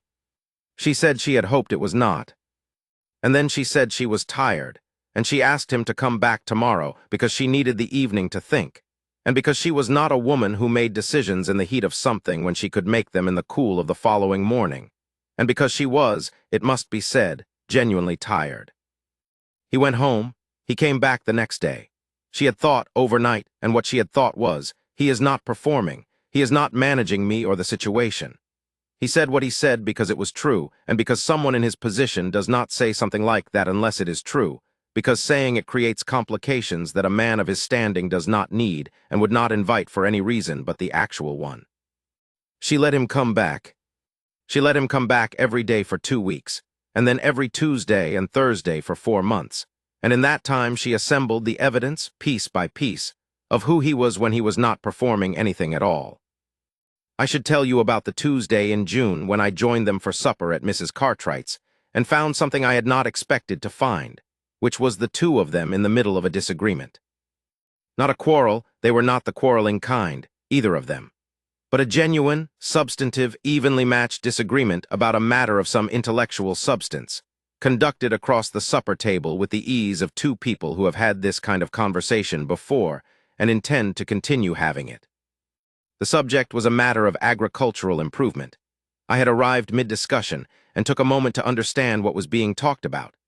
Specifically, the question of whether a particular drainage scheme on the eastern portion of the Ravenscroft estate was likely to produce better results than Edmund's existing plan for that parcel, which involved leaving the land fallow for another 2 years before any improvement. Edmund held that the 2-year fallow was warranted by the soil condition, which he had assessed in November, and whose recovery he believed required time more than intervention. Cecily held that the drainage, implemented correctly and at the right season, would accelerate the soil's recovery rather than interrupting it, and that the 2-year fallow was the more conservative of 2 reasonable options rather than the clearly superior one, and that the difference in projected yield over a 10-year period was significant enough to warrant the shorter timeline. They had not agreed. They were not going to agree that evening.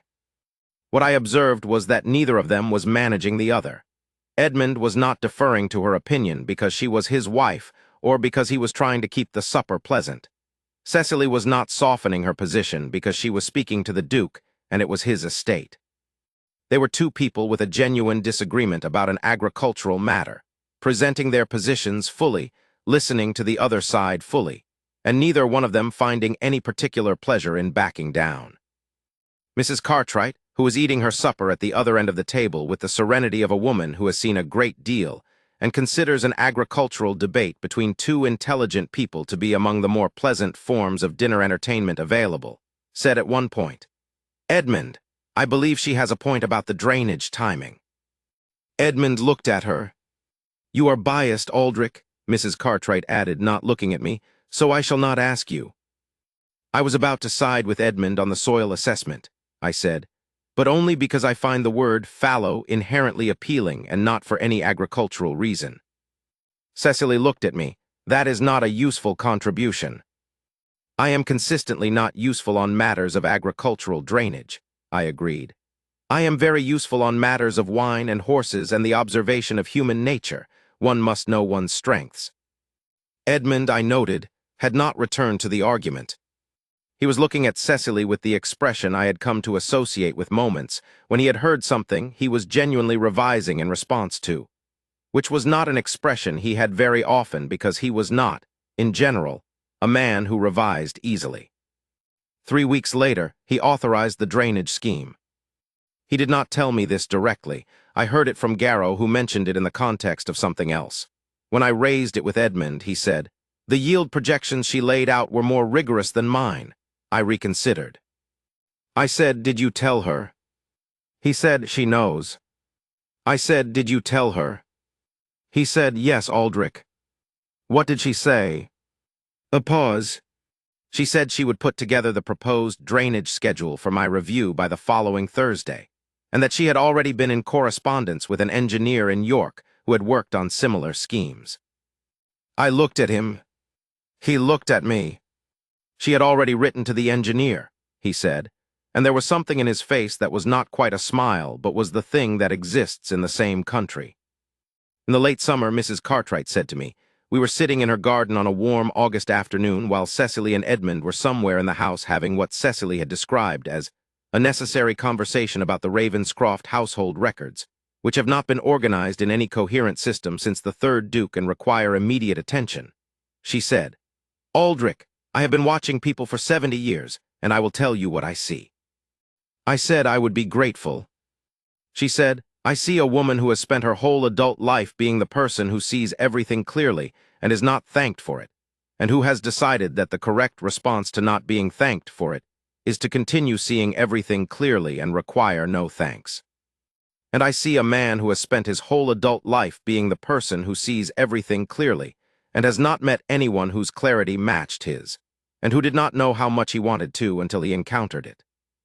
She paused to pour her tea.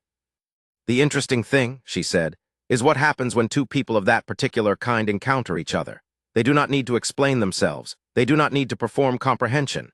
They simply understand each other at speed in the way that people who speak the same language understand each other, even when the language is an unusual one." She looked at the house. "I have watched them in this room, and what I see is two people who are profoundly relieved." I thought about this. "Relieved," I said. "Of the work of being around people who don't quite follow," she said, with the placidity of a woman who has never had any patience with imprecision and finds the word entirely adequate. "It is very tiring not being quite understood, and it is very restful when it stops." She was, I thought, entirely right.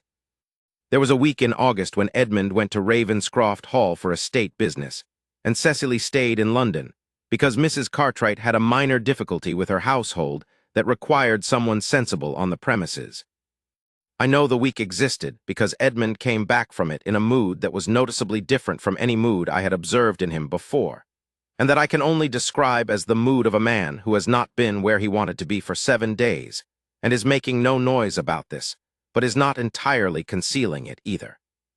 I called on Friday evening when he was back, and I found him in the library, and I said, "How was Ravenscroft?" He said, "The eastern drainage site wants attention before autumn." I said, "That is not what I asked." He said, "The house is very quiet when no one is there who ought to be there." I said, "And?" He said, "And I found that difficult." He looked at his hands. I had not anticipated that I would find it difficult. I have been alone in that house for 20 years. I said nothing. She had left a note, he said, on the desk in the study, a question about the estate accounts that she wanted to raise when I returned, quite practical, quite brief. He paused. I read it when I arrived and I found that he stopped. "Edmund, I found it very difficult to be in a room where someone's handwriting was," he said, in the manner of a man confessing something he finds somewhat embarrassing. "And that person was not also there." I looked at the fire. I said after a moment, "You should probably tell her that." He said, "I have told her things." "Tell her more of them," I said. "Tell her specifically that one, since it is specific and she will understand specific." He was quiet. "She is not waiting," I said, "for you to become someone who has more feelings. She is waiting, I believe, for you to stop assuming she has already seen all of the ones you have." I paused. "She has not seen all of them. You are considerably less transparent than you think." He looked at me. "From the outside," I clarified. "From where I sit with 40 years of observation, you are an open book. From where she sits with 8 months of observation during which you have been conducting yourself with great care, you are a somewhat more interesting mystery than you imagine." He thought about this for a moment, then he said, "She is not a woman who likes mysteries." "No," I agreed. "She prefers facts, so give her the facts." He went to Mrs. Cartwright's the following morning. Cecily told me, when she eventually described these earlier months to me in full, that he arrived on that Saturday morning with the note she had left in the study at Ravenscroft, which he had brought back with him, and that he set it on the table between them and said, "I would like to tell you something about this note." She waited. He said, "When I arrived at Ravenscroft, the house was very quiet. I had not expected to find the quiet difficult. I have been alone in that house for 20 years, and the quiet has never been difficult." He looked at the note. "Your handwriting was on the desk. That is all that was different, and I found that very considerably more difficult than I had anticipated." She looked at the note. She looked at him. "I am not telling you this," he said, with the careful precision of a man who wants to be understood and not misunderstood, "because I want you to feel obligated to do anything about it. I am telling you because you said you preferred facts, and this is a fact, and it seemed relevant for you to have it." She was quiet for a moment. Then she said, "I left the note because I wanted there to be something of mine there when you arrived." He looked at her.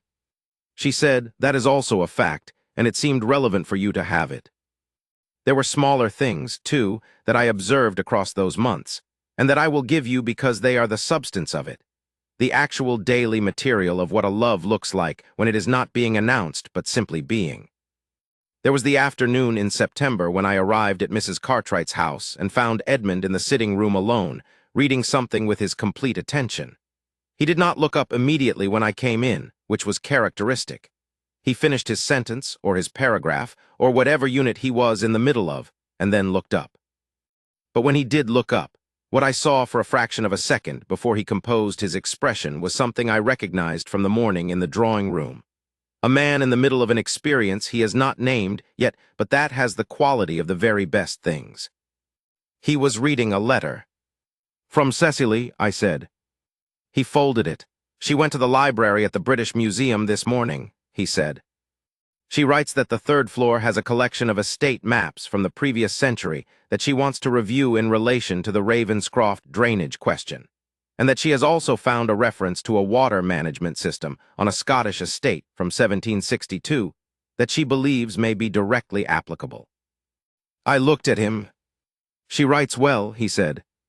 "She does," I agreed. He looked at the folded letter. I said, "Edmund." He said, "I am aware."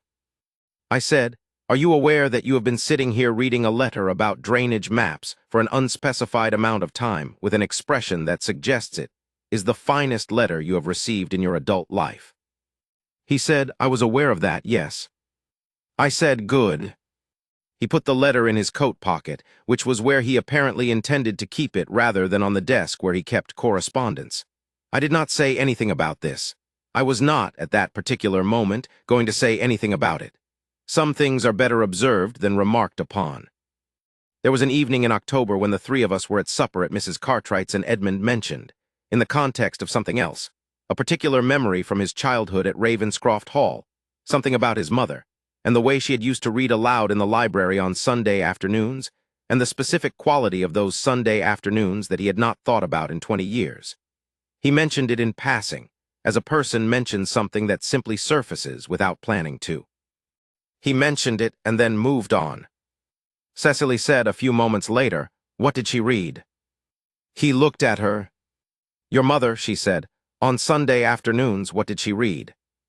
He thought, then he said, "Byron, mostly some Scott. Later in my childhood, Austen. I believe she was one of the first readers among her acquaintance." He paused. "I did not appreciate any of it at the time. I was 12 and found the library more interesting than the literature." Cecily said, "What did you find interesting in the library?" "The maps," he said. "There were estate maps going back to the early 17th century. The changes in the land over 200 years were very clear in sequence." A pause. "I used to sit under the table and look at them while she read." "She could see you," Cecily said. He looked at her. "Under the table," she said. "She knew where you were. She kept reading." He was quiet. "She did not make it significant," Cecily said. "You were there and she was there, and that was the thing." Edmund looked at the fire for a moment. He said, "I had not thought of it in those terms." She said, "I imagine she did." There was a quality to the silence that followed that I have no word for except that it was the silence of something being understood in a new way, and of the understanding being. I will say it plainly, because I am an old man and have earned the right to say things plainly, received with gratitude by someone who had not known he needed to receive it. In November, when Mrs. Cartwright moved her household to her daughter's estate for the winter, and Cecily went with her. Edmund's arrangement with Mrs. Cartwright had always included Cecily's presence wherever Mrs. Cartwright was, which was itself a kind of care for Cecily's situation that she had understood without needing it explained. Edmund wrote to her. Not professional letters, not letters about the estate or the drainage or the documentation. Letters.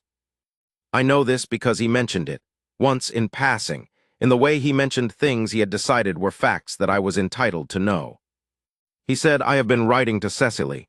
I said, "Oh," he said weakly. I said, "I see." He said, "She writes back." I said, "Does she?" He said, "Yes." That was the whole of the conversation. Cecily told me years later that the letters were extraordinary, not in their length, which was moderate, or in their sentiment, which was contained, but in the quality of what they contained. He wrote about the estate, what the land looked like in November, what the drainage sites showed in the first light frost, what the tenant in the eastern parcel had said when Edmund visited with the amended lease. He wrote about books. He had been rereading Scott, he said, since the autumn conversation, and had found it better than he remembered, which he attributed to the improvement of his own judgment rather than any change in the text, though he acknowledged the possibility that both had improved. He wrote once about his mother's Sunday afternoons, at some length, in a way that Cecily told me had made her put the letter down and look at the window for a few minutes before she could continue. She wrote back about the estate maps she had found in London, about the water management reference from 1762, about Mrs. Cartwright's daughter, who was formidable and kind and very like her mother, and about the daughter's children, who were chaotic and also like their grandmother. About a book she had been reading about natural history that she thought he might find interesting, and why. They were letters between two people who have found someone worth writing to, and are making use of the opportunity. He asked her in November, as I have said. He told her in the way that was true without the careful management. She said it will do. She said yes. And then the arrangements. And then the dinner at Lady Cresswell's, which was February, and then April, which was the chapel. What I have not told you about April is the morning of it, before the ceremony, when I found Edmund in the long gallery at Ravenscroft Hall at 7:45, standing at the window that looks out over the valley and the estate, with his coat on and his expression composed, and the particular quality about him of a man who has checked everything and found it in order. I came to stand beside him. We stood at the window for a while. He said, without looking away from the valley, "Do you know what I thought when I first came to this house? I was 15 and my father had just died and they brought me here to become the Duke, and I stood at this window and I looked at all of it, the estate, the farms, the valley, and I thought, "This is mine now, and I do not know what to do with it, and there is no one to ask." I said, "I remember, you wrote to me." "I wrote to you," he said. "You wrote back and said I would figure it out." A pause. "You were right, I figured it out." I said, "You did." He was quiet for a moment. Then, "I have been standing at this window in some sense for 37 years. I have been very competent, very certain, very alone." He paused. "Not unhappily, I want to be clear about that. I was not unhappy." "I know," I said. "But I had not understood," he said, "what the difference was between competent and certain and alone, and competent and certain and—" He stopped. "Edmund," I said, "she is going to come down those stairs in about 15 minutes, and she is going to walk into that chapel, and you are going to marry her, and all of the rest of it is going to follow. You do not need to finish that sentence." He looked at me. "But if you do finish it," I said, "I would like to hear it after." He looked at the valley again. The morning was clear and cold, and the apple trees in the kitchen garden were just barely beginning to show the first suggestion of bud. The sky was the particular pale blue of a northern English April morning that promises good weather without quite guaranteeing it. "Not alone," he said. "The difference between alone and not alone." He paused. I did not understand what that would feel like. I thought I did. I thought I had adequately modeled it. He was quiet. I had not adequately modeled it. I said, "You never do until you have it." We stood at the window for another moment. Then I said, "Edmund, go put on your gloves. Garrow is going to want to fuss about the paperwork in approximately 7 minutes, and it's better if you're already in the chapel before he finds you." He turned from the window. He looked at me. He said, "Thank you, Aldrich, for all of it." I said, "You are welcome for all of it." I paused. "Go." He went. And now I am truly at the end of it, and I will give you the last piece, which is not a moment but a fact. And it is the fact I return to most often when I think about all of it and try to understand what the whole of it was about. 23 years after the evening in the Baron's drawing room, I attended a gathering at Ravenscroft Hall. A birthday. One of the children's birthdays, the eldest grandchild of the eldest nephew. A very chaotic occasion involving considerably more people than the dining room was intended to hold, and a great deal of noise from the upper floors. Edmund and Cecily were at the center of it in the way that people at the center of something they love are at the center, not performing the role of hosts, not managing the occasion, simply present in it. And the occasion organized itself around their presence, the way things always organized themselves around Edmund, except that now it organized itself around both of them. I was sitting in my chair by the library fire, which was where I always sat and where everyone who knew me expected to find me, and I was watching. Edmund came to stand beside Cecily at one point during the evening. He did not say anything to her. She was in conversation with 3 of the younger generation at once, doing the thing she did in groups where her attention moved between people without any of them feeling they had lost it.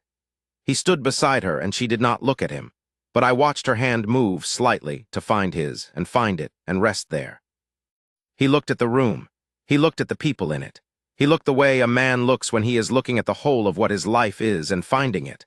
I will say it one more time because it deserves to be said clearly, exactly right. She had asked for nothing. He had paid double. And this, 23 years later, with the fire and the noise and the apple trees in whatever season they were in outside, and the library full of people who belonged to the two of them by blood and by choice, and by the various accumulations of decades. This was what the double had bought. I thought, yes, that seems right. That seems like the correct outcome of all of it.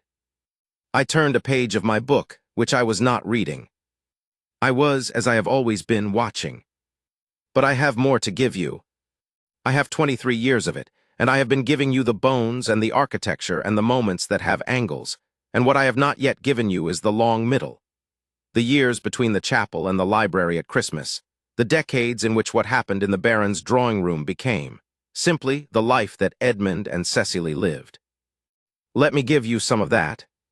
The first autumn at Ravenscroft Hall was the autumn that told both of them what the thing actually was, not in the way of dramatic revelation, but in the way of daily confirmation. The estate was large and its management was complex, and Edmund had been managing it alone for 20 years with the competence of someone who has no choice, and has decided that no choice is sufficient reason to be excellent. Cecily arrived in April, and by October the estate was managed differently. Not better in every respect.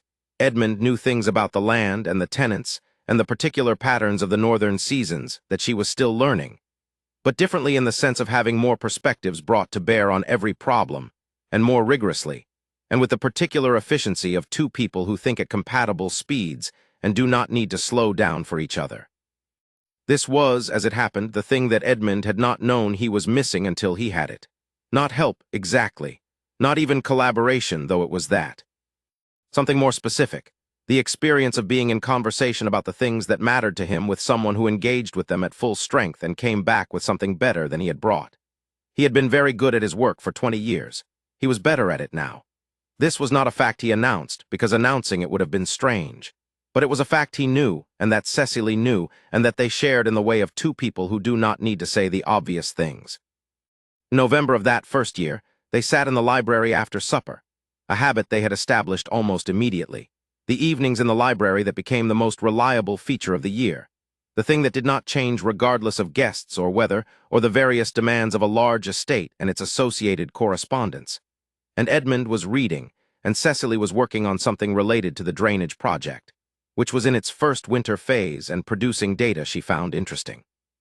She had a notebook and a map, and was making calculations with the focused contentment of a person doing something they are good at that also matters. He looked up from his book. He looked at her for a long moment. He said, "Are you comfortable?" She looked up, she looked at him. She said, "Yes."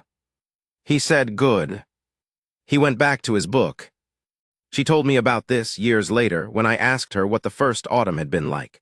She told me that exchange, which lasted perhaps 15 seconds and contained approximately 12 words, had been one of the moments she came back to when she thought about what the whole of it was. Not because of what was said. Because of the quality of it. The question asked not as performance of care but as genuine inquiry, delivered without ceremony and receiving her answer without ceremony, and then both of them returning to what they were doing, because her comfort was not a topic that required discussion or development. It was simply a fact he wanted to know and now knew and could rest in. She said, "I had never in my life been in a room with a person who asked me if I was comfortable and then accepted yes as a complete answer. People always want yes to be followed by something else, something more elaborate, either gratitude for the asking or evidence that the yes was genuine or conversation about the meaning of comfort. He just wanted to know, and when I told him, he knew." She looked at her wine. I understood then that he had been asking all along, not just that evening. Everything he did, all of it, the solicitor, the corrected figures, the Tuesday and Thursday visits, the letters, it was all the same question, asked in different ways. Are you comfortable? And the answer he had been working toward was the same one, yes.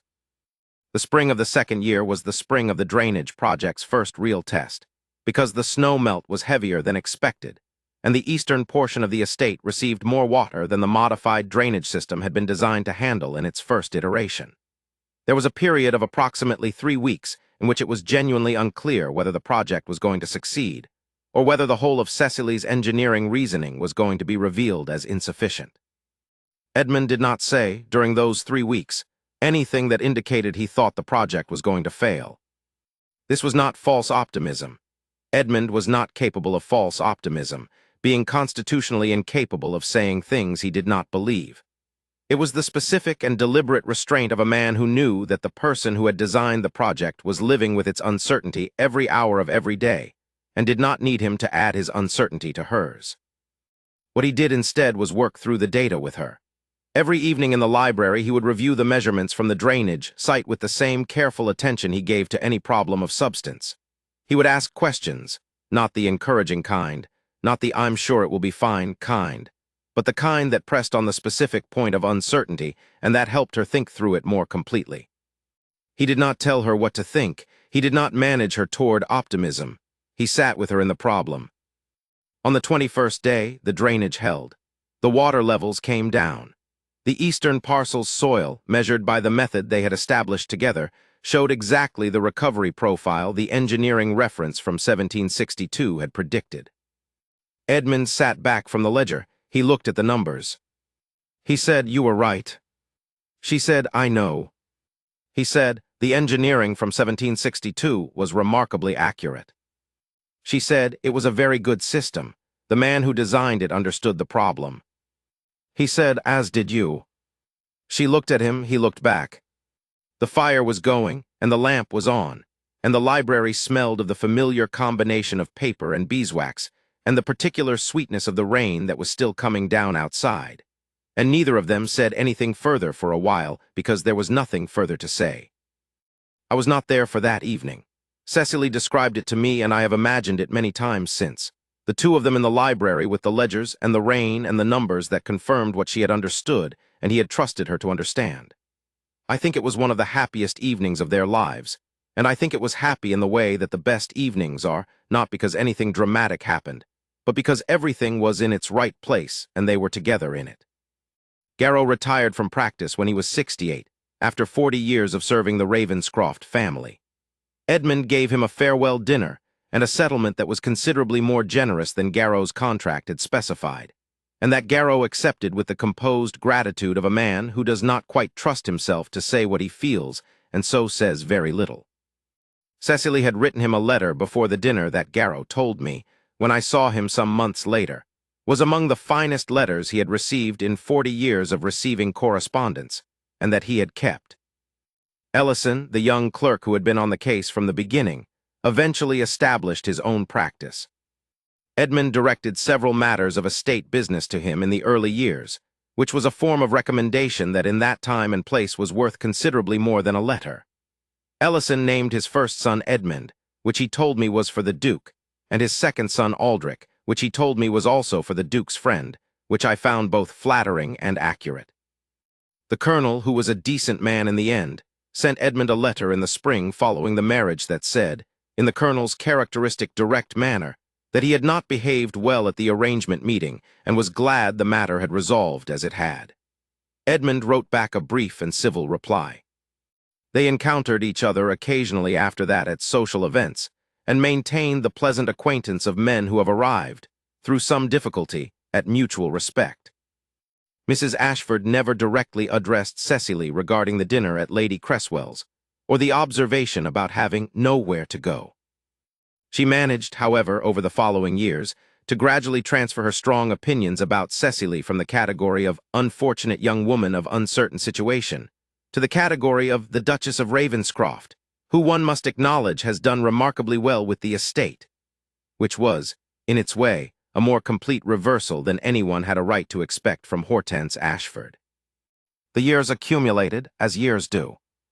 There were winters in London and summers at Ravenscroft Hall and Springs that were either very good or very difficult depending on the season's temperament, and autumns that were consistently the best time at the estate because the light was right and the harvest was done, and the particular quality of a northern English afternoon in October produced, in both of them, the kind of contentment that does not announce itself but simply is. Edmund aged into the kind of man he had always been going to become, more himself, more settled, less interested in the management of impressions. He was still in his 60s, exactly what he had been at 50, feared, deliberate, possessed of the particular authority of someone who has spent a long time being consistent. But there was something less compressed about him, something more present, as if the years in that house with her had gradually removed the necessity of certain kinds of vigilance, and what was left when the vigilance was gone was a man who was, simply, at ease. Cecily aged into herself as well. The armor she had worn so well, the precise composure, the level gaze, the careful economy of expression, did not disappear. It never disappeared entirely. It had been built through years of necessity, and she was not a person who dismantled things that still had uses, but it softened or became more selective. She wore it in rooms where it was warranted and put it down in rooms where it was not, and the rooms where it was not had expanded considerably over 20 years of being in a house where she was known. She laughed more. This is a small thing to say about 20 years, but it is true and worth saying. She laughed more, and easily, and often at things that Edmund said in his dry, unprojected way that only the person standing close to him caught. She was a person who found the world genuinely funny in places, and who had learned, over years of not being entirely sure of her footing, to find it funny quietly, privately, at a remove.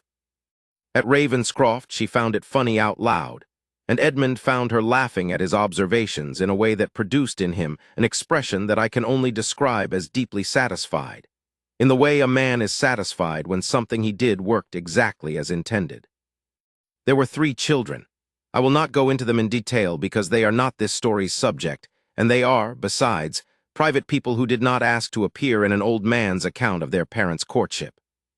But I will say that they were, each of them, unmistakably the children of those 2 particular people. Each possessed, in varying degrees and combinations, of the level gaze and the contained authority and the facility with numbers and the particular quality of listening that meant. When any of them asked a question, they were actually waiting for the answer. Edmund was, with his children, a man I recognized from the study in Grosvenor Square, the man who listened with his complete attention and did not interrupt and did not move on until the thing being said was finished. He was not warm in the showy way. He did not perform fatherhood. He simply gave each of them, consistently, the same quality of attention he gave to everything he decided was worth his attention, and they grew up understanding that they were worth it. Cecily was, with her children, the woman who had sat across the table from 8 creditors and stated the facts. She gave them facts. She gave them problems and waited for them to solve the problems, and then told them whether the solutions were correct, without ceremony and without indirection. She gave them her whole attention when she was with them, and when she was not with them, she was not with them, because she was also a person with a great deal of her own work and her own mind and her own life, and they understood this early and understood it as a model of how a person lives rather than as a deficiency. They were, all 3 of them, capable and exact and possessed of a dry wit that they had clearly assembled from both directions, and Edmund was, in the way he occasionally allowed himself to be visible about things he was proud of, visibly proud of all of it. Mrs. Cartwright died when she was 83, in the summer of the 7th year of the marriage, in her room at Ravenscroft Hall, where she had been spending the past 2 summers as a guest rather than a hostess. She died in the early morning with the windows open to the garden she had arranged so carefully, in the presence of her daughter and Cecily, and the household, when they came downstairs, had the quality of a house that has lost someone who mattered to it. Edmund said at the small service held in the estate chapel that she had been, he searched for a moment, which was unlike him, exactly what she needed to be at exactly the time she was needed. He said it simply, without elaboration, in the way he said the things that cost him most. There were people in the chapel who understood that what he meant was, she had made possible a thing that he could not have managed without her, and he knew it, and he was grateful in a way that outlasted her.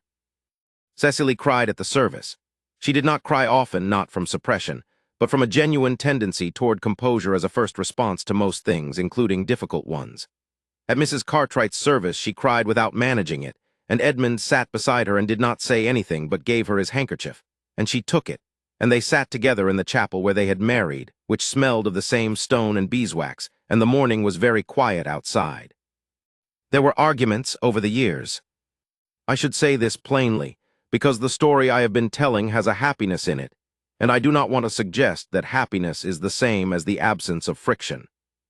They were 2 people with strong opinions and a genuine willingness to hold them, and they occasionally held them against each other, and the arguments were the real kind, substantive, even matched, not resolved by one person deciding to defer to the other, but by one person actually persuading the other or by both of them arriving, through the working of it, at a third position that was better than either had brought. Edmund was usually, not always, but usually, the one who came back the following morning and said, "I have been thinking about what you said last night." He came back to things. He worked through them on his own time and returned to them with a revision, or with an explanation of why he had not revised, and either way he came back. Cecily was usually the one who had already decided overnight whether she had been right or whether she had been wrong and in what specific way. She told him what she had decided, and whether it agreed with his revision or not, and they proceeded on that basis. They never, in the years I observed them, went to bed angry with each other. This was not a rule they had stated. It was a pattern I observed across many years and eventually remarked on, and Cecily said, somewhat surprised that I found it noteworthy, "We would rather argue until midnight than go to sleep with it unfinished." The unfinished feeling is worse than the late hour. She paused. Also, Edmund is very good at arguing, and I find it not exactly enjoyable but vigorous. It is good for the thinking. I said, and he finds it. She looked slightly amused. He finds it the same. I believe he had not had a real argument in 20 years before he met me, in the sense of an argument where the other person does not simply give way at some point, and he finds it, I don't think he would say refreshing, but something in that direction. I thought about this. Do you win? We each win the ones we're right about, she said. Which is most of them on both sides. The point is not winning, Aldrich. The point is being right, which is a different thing. Edmund is wrong about things, fewer things than most people, but things. When he is wrong, I tell him. He thinks about it. Usually he agrees with me eventually. Sometimes he doesn't and he explains why, and I think about it, and sometimes he's right and I was wrong. The thing is that both of us are more interested in the correct answer than in having been the person who had it first. I said, that is remarkably mature. She said, it is the only sensible way to be in an argument. She paused. Also, I think it is one of the things we suit each other about. Not everyone is interested in the correct answer more than in winning. Edmund is, I am. This makes things considerably easier. I visited Ravenscroft Hall in the spring of the 20th year of the marriage, which was the April that happened to fall on the anniversary of the wedding. Not that they celebrated anniversaries with any particular ceremony, because neither of them had a great deal of patience for ceremony as an end in itself. But that it happened to be the anniversary, and I happened to be there, and I happened to be in the library in the evening after supper with Edmund, while Cecily was somewhere in the house attending to something, and I thought about it. I said 20 years. He said, without looking up from his book, yes. I said, are you going to say anything about it? He said, what would you like me to say? I said, something that indicates you are aware of what 20 years is. He put his book down. He looked at the fire. He said after a moment, 20 years ago I was in a drawing room where I expected to attend a creditors' meeting and leave. I attended it and I did not leave the same way I came in. He paused. Every year since then has been better than the one before. Not easily, not without difficulty, but better in the specific sense of having more of what makes a life worth the living of it. Another pause. I am aware of what 20 years is. I am aware of it every day. I said, good. He said, are you satisfied? I said, I have been satisfied since approximately October of the first year, when I realized you were reading her letters about drainage maps, with the expression of a man receiving dispatches from paradise. He looked at me. I said, I was not going to mention that, but it is 20 years and I feel I have earned the right. He said, you have been storing that for 20 years. I said, I have been storing considerably more than that. I have been very patient. I am, in the ordinary run, not a patient man. He looked at the fire again. He said, with the suppressed something in his voice that I had come to love over 60 years of knowing him, I know, Aldrich. Thank you for the patience. I said, you are welcome. We sat in the library with the fire and the spring evening outside, and the particular quality of a long friendship that has seen a great deal, and does not need to perform the fact that it has. After a while, Cecily came back into the room and sat down and picked up her book, and the library settled around the three of us in the way it settled whenever we were all in it, which was to say, completely right. There is more I want to give you, in the way of the years themselves, because the years are where the whole of it actually lived, and I have given you the architecture without enough of the rooms. The second winter at Ravenscroft Hall was the winter that introduced them to the particular challenge of a large house in extended cold. The north-facing rooms, the stone that held the chill in ways wood does not, the fires that needed feeding through the night in the east wing, or the pipes in the older section, would do things that pipes in old stone houses do when they are left without warmth. It was, by any practical measure, a management problem, one of the dozens of management problems that a house of that scale and that age generated without apology across a winter season. Cecily had been expecting it. She had, in the autumn of the first year, read through the estate maintenance records for the previous decade. In the same quiet, complete way she read everything she considered relevant, and had made notes about which winters had caused which problems and what the pattern was. By November of the second winter, she had a plan for heat rotation through the house that she had discussed with the housekeeper, Mrs. Renfield, whose 40 years in the house gave her the specific and irreplaceable knowledge of what every room actually did in cold weather versus what it appeared to do on paper, and whose practical wisdom Cecily treated with the respect it deserved. Which Mrs. Renfield noticed, and responded to with the warm directness of a woman who has been in service long enough to know that being seen clearly is rarer than it should be. The plan worked. The pipes in the East Wing did not, for the first time in 4 winters, do the thing pipes in old stone houses do. Edmund, reviewing the estate accounts in February, found that coal use in the East Wing had actually decreased from the prior year's figure despite a colder season. He found her in the morning room and said, "The East Wing accounts." She looked up from what she was reading. She said, "Yes." He said, "Down 12% from last February, in a colder month." She said, "The rotation plan Mrs. Renfield and I worked out. It is more efficient to keep fewer rooms at consistent temperature than to try to maintain even heat throughout and have the cold stone constantly drawing against it." He said, "Mrs. Renfield's observation about the south corridor." She said, "Was correct. That corridor acts as a buffer. Keeping it at a lower, consistent temperature than the rooms it connects means the rooms themselves require less to maintain. She knew that from 30 years of observing it. I provided the accounting to support what she already understood." He was quiet for a moment. He said, "That is well done." She said, "It was well done by Mrs. Renfield. I organized the observation." He said, "You gave the observation a framework that made it actionable." She looked at him, "Yes." He said, "That is what I said." She looked at him a moment longer, then she looked back at her reading. "Thank you, Edmund." He went back to the accounts. "I was in the corner with Scott. I had been having a peaceful morning with Walter Scott and the morning room's excellent south-facing window. And I watched this exchange with the private satisfaction of a man watching 2 people be exactly themselves at each other, and doing it very well. I should tell you about the correspondence, because the correspondence was one of the textures of the life that is easy to pass over in search of the large moments, and that was actually, in my observation, one of the most revealing features of the whole of it. Edmund had always written letters. He was, in the way of a man who thinks clearly and speaks economically, a good letter writer. His correspondence was precise. His sentences were the length they needed to be and no longer. His arguments were linear and complete. He had never, in the 40 years I knew him before Cecily, written a letter that was more than the length required to convey what needed to be conveyed. After the marriage, he wrote longer letters. Not because he had more to report, not because the practical substance of the correspondence required length, but because I understood this gradually from reading the few he showed me, and from what Cecily told me about the ones she received when he was in London for parliamentary sessions or she was at her cousin's in Bath. He was thinking on the page in a way he had not thought on the page before, not performing thought, thinking.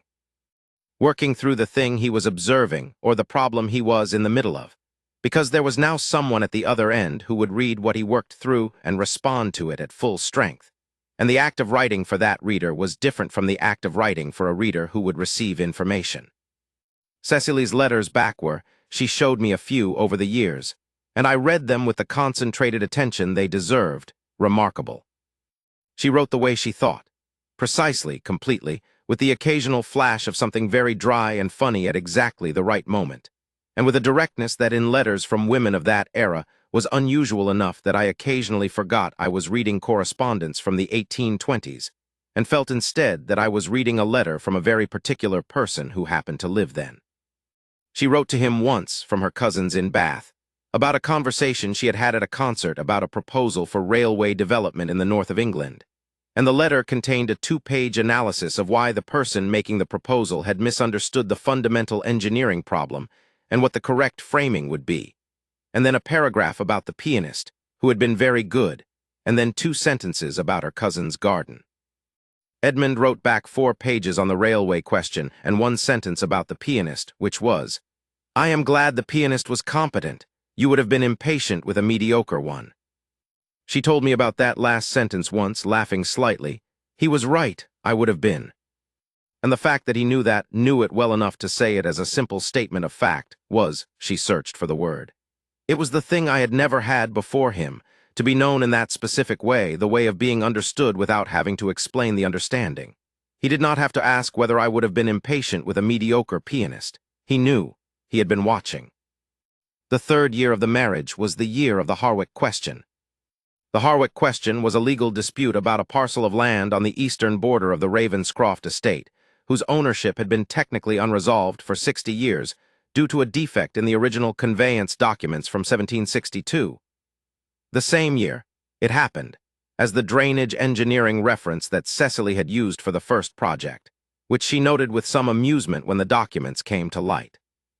A neighboring family, the Pembrokes, had made use of the parcel for 3 generations without formal claim, and a change in the Pembroke family's circumstances had prompted their new solicitor to look more carefully at their holdings and discover the technical opening. It was the kind of dispute that could go 3 ways. Edmund could press the technical ownership and recover the parcel with the probable cost of a difficult relationship with a family they had to live next to for the rest of their lives. The Pembrokes could press the 3-generation use and potentially win a prescriptive rights argument in court. Or some arrangement could be made that served both families' actual interests without either a legal battle or a permanent estrangement. Edmund's initial position when Garrow brought the documents to him was the first option. The conveyance defect was clear. The parcel was Ravenscroft's. He was not interested in paying for a neighboring family solicitor's oversight. Cecily's position, when she had read the documents and thought about it, was the third. She brought it to Edmund on a Tuesday evening in the library, with the documents and the relevant maps spread across the table, and she made the case as she made all cases, thoroughly, without flourish, going directly to the substance. She said, "The parcel is 12 acres. Its value to us is primarily as a buffer between the estate and the Pembroke holdings. Its value to the Pembrokes is as farmland their family has worked for 60 years. If we press the legal claim, we get 12 acres of buffer land we were not using, and we get the Pembrokes' permanent hostility, which in a county where families live alongside each other for generations is a cost worth calculating. If they press prescriptive rights, they may or may not win, but the legal fees cost both sides more than 12 acres of buffer land is worth to either of us." She paused. "The thing that actually serves both families is an arrangement in which we confirm formal title and then lease the parcel to them for a period of years at a nominal rent, with an option to purchase at a price we set now. They keep the land they have always worked. We have confirmed ownership and receive something from it. No court, no hostility." Edmund looked at the maps. He was quiet for a while. He said, "The Pembroke solicitor made a threat." She said, "Their solicitor made a threat because he was instructed to make a threat. The Pembrokes did not know there was a defect in the conveyance until 3 months ago. They do not want a legal dispute about land their family has worked for 60 years any more than we want one. The solicitor is doing what solicitors do when they discover a technical opening." He said, "If we propose an arrangement now, it looks like we are afraid of the prescriptive rights argument." She said, "It looks like we are practical people who understand that the cost of conflict, including the cost that is not in pounds, is higher than the cost of an arrangement. It does not look like fear. It looks like judgment." She paused. "You are not afraid of the Pembrokes, Edmund. There is no reason to act as though being willing to resolve the matter sensibly is the same as being afraid of them." He looked at her, she looked back. He looked at the maps again. He said, "What term for the lease?" She said, 25 years with the purchase option at year 15. He said, "The price?" She said, "I have numbers here." She showed him the page. He looked at them. He said, "The purchase price is fair." She said, "It is fair to both of us." He said, "Send it to Garrow." She sent it to Garrow. The arrangement was made. The Pembroke solicitor in the letter of acceptance used the word generous, which made Cecily, when she read it, look privately amused in the way she looked when something came out slightly better than she had expected. The Pembrokes and the Ravenscrofts got along well for the remainder of the years I observed them, and the parcel was eventually purchased at year 16, 1 year past the option date, without dispute. Edmund told me about it that autumn on one of the evenings in the library. He said, "She was right about the solicitor." I said, "She was right about all of it." He said, "Yes," he was quiet. "She sees things I do not see." I said, "She sees different things. You see things she does not see." He considered this. "Yes. Between the two of us, we appear to see most of it." I said, "That is rather the point of." He said, "I know what the point is, Aldrich." I said, "I know you know." We sat in the library with the fire going and the autumn evening outside, and Edmund looked at the fire with the expression I had learned to recognize as contentment. Not performed contentment, not the managed version, but the kind that settles in a face when a person is exactly where they are supposed to be and knows it.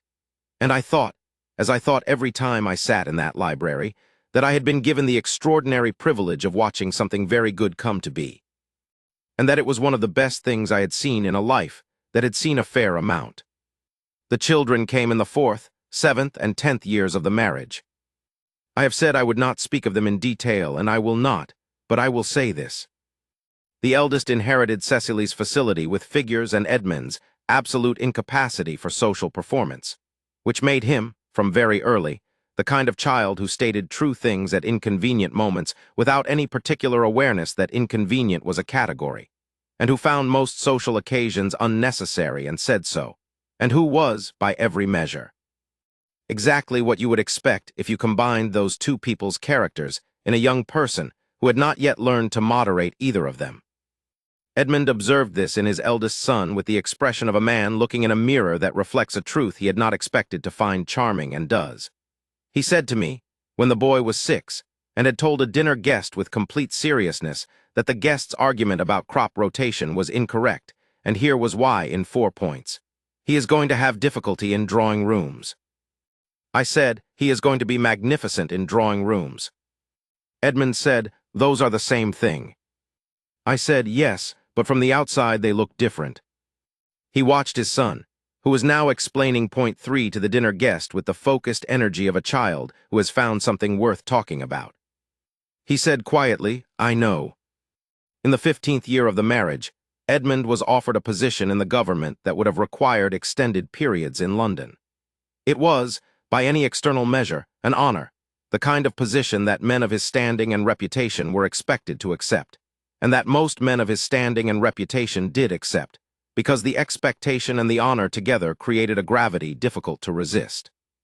He turned it down. He told me this in a letter. I was in London at the time, and he was at Ravenscroft, and the letter said in its entirety on this subject, I have declined the appointment. I would have been away from the estate for 6 months in 12 indefinitely. The estate needs what I give it. I need what the estate gives me. The appointment would have been an interruption of a life. I prefer to a distinction I don't require. I read this letter twice, then I read it a 3rd time, then I wrote back and said, does Cecily know you turned it down? He wrote back, we discussed it. She said she would support either decision. I asked which she would prefer. She said she would prefer I be at Ravenscroft. I said I would prefer that too. That was the whole of it. He had wanted to know what she preferred, and she had told him, and it agreed with what he preferred, and so they were both at Ravenscroft, which was where both of them wanted to be.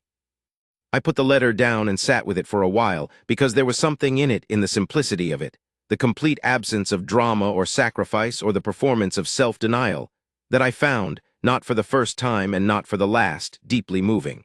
He had not martyred himself. He had not made a sacrifice for her. He had made a decision consistent with what he actually wanted, which happened to be the same as what she actually wanted, and the decision had required approximately 1 conversation and no anguish. They were, in that way, among the most efficient pair of people I have ever observed in a matter that most pairs make very inefficient indeed. The year before Mrs. Cartwright died, she and I sat in the garden at Ravenscroft on a September afternoon. She was 82 that year, still sharp, still watching everything with the particular alertness of a woman who has always found people interesting and has not stopped finding them interesting merely because she is old. And she said, out of nowhere, as was her way, do you think they know how rare it is? I said, Edmund and Cecily. She said, yes. I thought about this. I said, I think Cecily knows. She has a very clear sense of comparative situations. She has always been able to see the thing she is in against the background of other possible things she might have been in instead. I think she has always understood what the alternative looked like. Mrs. Cartwright nodded. The Baron's arrangement, the 8 men in the drawing room. Among others, she is not a woman who forgets where she came from or what the other path would have been. She was quiet for a moment, and Edmund. I said Edmund is less comparative by temperament. He does not spend time imagining the roads not taken, but I think he knows in the way he knows everything thoroughly, quietly, without announcement. He said something to me once in the 20th year. He said every year had been better than the one before. He did not say it with gratitude particularly. He said it the way he states facts, but the fact he was stating was that. Yes. I think he knows. Mrs. Cartwright looked at the garden. The roses were still in the last of their season, and the light had the quality that September light has in the north of England, low and clear and making everything very precisely itself. She said, "I thought when she came to me in March of 1823 that she was the kind of young woman who would endure her life with great competence. I did not think she would have the opportunity to love it." She paused. "I am glad to have been wrong." I said, "You were not wrong about the competence." She said, "No, the competence turned out to be useful, which she deserved.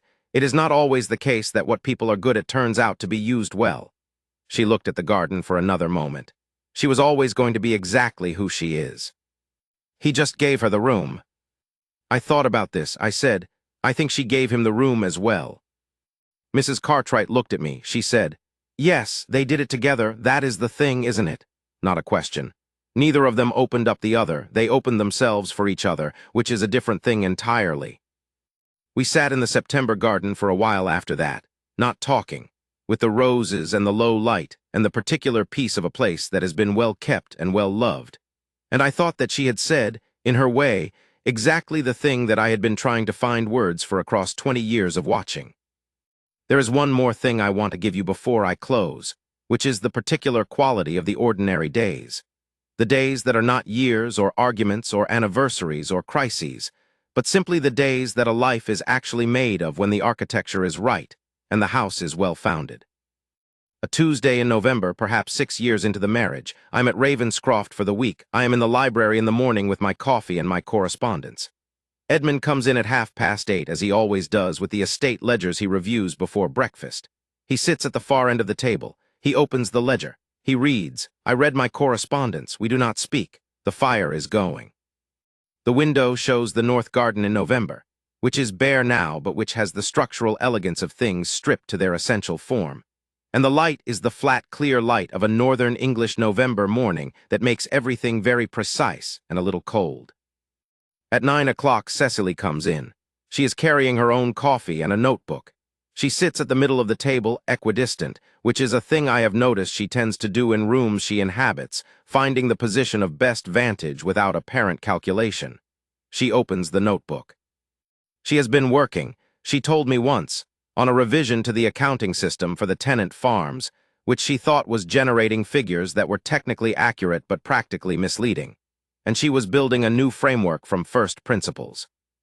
She reads for a moment. She says, without looking up, "The Hartley rent is late again." Edmund, without looking up from his ledger, "I know." She, 3rd month. He, "I know." She, "Have you spoken to him?" He, "Burley has. He had a difficult harvest. The North Field did poorly." She looked up. "The North Field, that's the parcel with the drainage issue we looked at in April." He looked up. "Yes." She said, "We told him in April the drainage needed to be addressed before planting." He said he addressed it in part. She was quiet for a moment. "In part."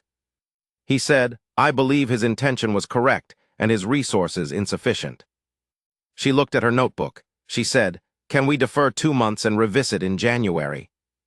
He said, "That was my thinking." She said, "Good." She wrote something in the notebook. "I will look at whether there is an arrangement on the drainage costs that makes sense." He said, "Burley has some thoughts on that." She said, "I will talk to Burley." She looked back at her notebook. He looked back at his ledger. I looked at both of them and then looked back at my correspondence. That was, in total, perhaps 4 minutes. Nothing was resolved at great length or with great ceremony. A problem existed. They each brought what they knew of it. They arrived at a direction in approximately 90 seconds. They returned to their separate work. The library held all 3 of us in the particular companionable quiet of people who are comfortable working alongside each other, which is one of the domestic forms of love that does not get written about very much because it contains no drama and produces nothing theatrical, but which is, in my experience, one of the most revealing of all. Whether 2 people can be in the same room, doing their separate work, and feel not the absence of connection, but its most settled form. They always could. The library was full of it. Or an evening in May, the 8th year. Supper was done and the children were in bed. The eldest was 4, old enough to be in bed at an hour still early enough that the adults had a long evening. And I had gone to write letters in my room and then found, an hour later, that I had written them and was not sleepy and came back down. The library door was open. The lamp was on. I paused in the doorway. Edmund was in his chair by the fire. Cecily was on the settee on the other side of the fireplace, which was where she usually sat in the evenings when she was reading for pleasure rather than working. She had her feet up, a domestic relaxation that I had observed she permitted herself in the library when the household staff were not about, and no guests were present, and a book open on her lap, and she was reading with the focused contentment of a person who is genuinely absorbed. Edmund was not reading. He was looking at the fire. This was not unusual for him. He thought looking at the fire the way other people thought staring out windows. He did it when he was working something through or when he was, simply, resting in the way that people who think constantly rest, not by stopping, but by directing the thought somewhere that does not require output. After a moment he said, without turning from the fire, "What are you reading?" She said, without looking up from the page, "The second volume of the Geological Survey I found in the East Wing, the one from 1789. He said, "About the limestone formations in the lower valley." She said, "And the underlying clay seam. There is a section here about drainage implications that I think is relevant to what we discussed in March about the West Pasture." He said, "The permeability question." She said, "Yes." He said, "Is it useful?" She said, "Very. The man who wrote it understood the specific geology of this kind of valley in a way that the more recent surveys do not. He had been here and he had looked at the actual ground." Edmund was quiet for a moment. Then he said, "Do you know what I was thinking about?" She looked up, "No." He said, "The West Pasture." She looked at him. He was still looking at the fire. She looked back at her book. She said, with the small quality of a person trying not to find something funny and not quite succeeding, "Of course you were." He said, still to the fire, "It is a legitimate management concern." She said, "I know it is. I am reading about it." He said, "Yes." She said, "We are going to solve it." He said, "I know." She looked at her book. He looked at the fire. The lamp was on, and the fire was going, and the evening outside was the pale, not quite dark of a May evening at that latitude. And the library was exactly what it was, which was the room where they were most completely themselves, and I stood in the doorway long enough to feel the whole of it, and then went quietly back upstairs. These are the days. These are the ones that make up 23 years, and they are not the years of the drawing room or the dinner at Lady Cresswell's or the wedding or the November declaration. They are Tuesday mornings and May evenings, and the Geological Survey of 1789, and the West Pasture, and the fire, and the lamp, and the feet on the settee, and the thinking done in the same room in the same compatible quiet. This is what she asked for nothing of, and he paid double for, and the result was. There is the matter of Edmund's birthday, which I should tell you because it is one of the small things that reveals everything. Edmund did not celebrate his birthday. He had not celebrated it, to my knowledge, for 30 years before the marriage, not from bitterness or particular feeling about the date, but from the characteristic indifference to ceremony that governed most of his relationship to social convention. Birthdays were dates. Dates were information. Information did not require celebration. Cecily, in the first year of the marriage, asked him in September what date his birthday fell on. He told her. He said it in the way of a man providing a piece of information that has no obvious application. She said, "Thank you." She did not say anything further. His birthday fell in December. On the date, that first year, Cecily came into the library in the morning with his coffee. This was not usual. The coffee normally appeared on the table without ceremony and said, "Happy birthday." And then she put the coffee down and left. He told me about this. He said, "She said happy birthday and left." I said, "Yes, that sounds like her." He said she did not arrange anything. There was no dinner, no guests. I said, "No." He said, "She simply said it and left."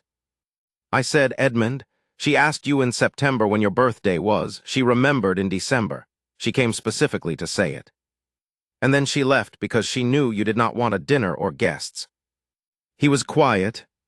I said, "She gave you exactly what the occasion warranted, which was acknowledgement without performance, because she knows you." He said after a moment, "Yes." I said, "Did it? I looked for the right word. Did it matter?" He said, in the way of a man saying something he is not sure he would say to most people, but is saying to me. More than it should have, perhaps, for 12 words and a cup of coffee. I said, not more than it should have, exactly as much as it should have. Every year after that, every December for 23 years, she came in the morning with his coffee and said, "Happy birthday," and left. That was all.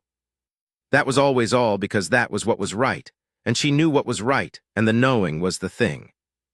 The year he turned 75, I was at Ravenscroft for the month. I happened to be in the corridor when she came out of the library that December morning. She was carrying the tray, the coffee had been delivered, the 12 words had been said. She saw me and stopped. I said, 23 years of that. She looked at the tray in her hands. She said, 24 now. I said, does he still? She said, he said this morning what he always says. I said, which is? She smiled. It was the smile she had for the things that were entirely Edmund, the small, private amusement of a woman who has known a person long enough to find his consistencies genuinely funny and genuinely dear at the same time. She said, he said, thank you, and went back to his letters. I said, and that is? She said, perfect. Yes, that is perfect. She looked down the corridor. The man who pays double does not suddenly develop a taste for fuss on his birthday, Aldrich. He says thank you and goes back to his letters. That is how he receives things that matter to him. Quietly, and then he keeps going. She walked down the corridor with the tray. I stood for a moment in the December morning light in the corridor of Ravenscroft Hall and felt the whole of it. He turned 75 and kept going. She turned 70, her birthday was in April, and Edmund, whose relationship with ceremony was indifference except in this specific case, had for 23 April mornings arrived at the breakfast table with something. Not a dinner, not a guest list, not a performance. Always something that was correct. A book he had found once about the limestone geology of the northern valleys that she had mentioned wanting. A set of accounting ledgers rebound in leather by a craftsman in York, because her working ledgers had become worn and she had mentioned it once in passing, and he had remembered. 1 year simply a letter, 3 paragraphs, in his exact and economical hand, that said what 20 years of that life together was. She told me about the letter once, and I did not ask her to show it to me because it was not for me, and she did not offer because she knew I knew it was not for me. She kept it, she kept all of it, in the way of someone who does not accumulate things as a general practice, but who keeps the things that are real. I want to tell you about the last time I saw Baron Thrace. It was the 11th year of the marriage, at a function in London that I would not have attended except that a friend had insisted. Thrace was there, older, reduced somewhat from the man he had been in the drawing room in 1823, in the way that men of his type are often reduced by the accumulated weight of their own management, the energy spent maintaining the performance eventually costing more than the performance earns. He had lost the legal challenges. He had not lost them dramatically. There had been no public ruin, no scandal of the kind that makes for a satisfying narrative. He had simply found that his method of doing business was, over time and under scrutiny, not a method that held up, and the consequence had been gradual contraction. Fewer clients, smaller transactions, the departure of the kind of associates who follow success rather than loyalty. He saw me across the room. He came over. He said in the manner of a man who has decided to make the best of something, "Lord Fenn, it has been some years." I said, "It has." He said, "I understand you remain close to the Duke of Ravenscroft." I said, "I do." He said, "And the Duchess is well." I looked at him. I said, "The Duchess of Ravenscroft is very well, thank you." He said, "I am glad to hear it." He paused. He had, I think, intended to say something more, some further pleasantry, some piece of social management. Instead, he said, slightly unexpected and perhaps more honest than he had intended, "She was a capable young woman. I underestimated her." I said, "Yes." He said, "And the Duke?" I said, "Yes." He was quiet for a moment. He said, "Good evening, Lord Fenn," and he went across the room. I stood for a moment. That was, I thought, exactly what I should have expected and no more. Not ruin, not reversal. Just the particular quiet diminishment of a man who looked at a 24-year-old woman in a gray dress and decided she was a transaction and was wrong, and had spent 11 years in the slow knowledge of having been wrong. I did not tell Edmund about this encounter. It seemed unnecessary. The matter had concluded long before that evening in London. The conclusion had been in the drawing room in 1823, when Cecily Wren looked at 8 creditors and corrected the figures from memory, and Edmund Harrow drew one breath and asked to see the original loan agreements. Everything after that was consequence. There is one more thing. The summer before I began writing this, so the summer of the 22nd year of the marriage, I was at Ravenscroft for the longest stay I had made in some years. I was 71, and Edmund was 74, and Cecily was 67, and we were all of us in the middle of the long health that comes to people who have been careful and lucky, which is to say we moved somewhat more slowly than we had, and we tired more easily than we had, but we were present and clear and more or less ourselves, which at 71 I had decided was the best available outcome, and I was grateful for it. It was a July evening. We had supper outside. Cecily had taken to having supper in the south garden in July when the weather held, and the weather that year had been generous, and the garden in July was exactly what a garden should be. Full without being excessive, warm without being oppressive, the kind of garden that a person who understood both plants and proportion had been working on for 22 years and had gotten right. After supper, we stayed outside. It was that time of a July evening when the light does not quite leave, the particular northern English dusk that comes late and goes slowly, the sky holding a quality of illumination that is not daylight but is not dark, and the garden in that light was very beautiful in the way of things that are honestly made and honestly maintained. Edmund and Cecily were at the end of the garden near the roses. She had been telling him something about a problem with the south bed that she was going to address in autumn, and he was looking at the roses with the focused attention of a man who genuinely cared about the problem, which he did, because he cared about everything she cared about in the specific sense of caring, because it mattered to her, and she mattered to him. I was on the bench near the door, with my wine, watching the garden go into its summer dusk. They were not doing anything in particular. They were standing near the roses in the July evening, talking about the south bed or perhaps something else by now, and the light was on them in the way of that particular dusk, and they were what they had always been. What they had made themselves together, across 22 years of Tuesday mornings, and May evenings, and geological surveys, and December birthdays and arguments, that went until midnight and spring anniversaries and birthday letters in Edmund's exact and economical hand. I sat on the bench with my wine and looked at them, and I thought, yes, that is the whole of it.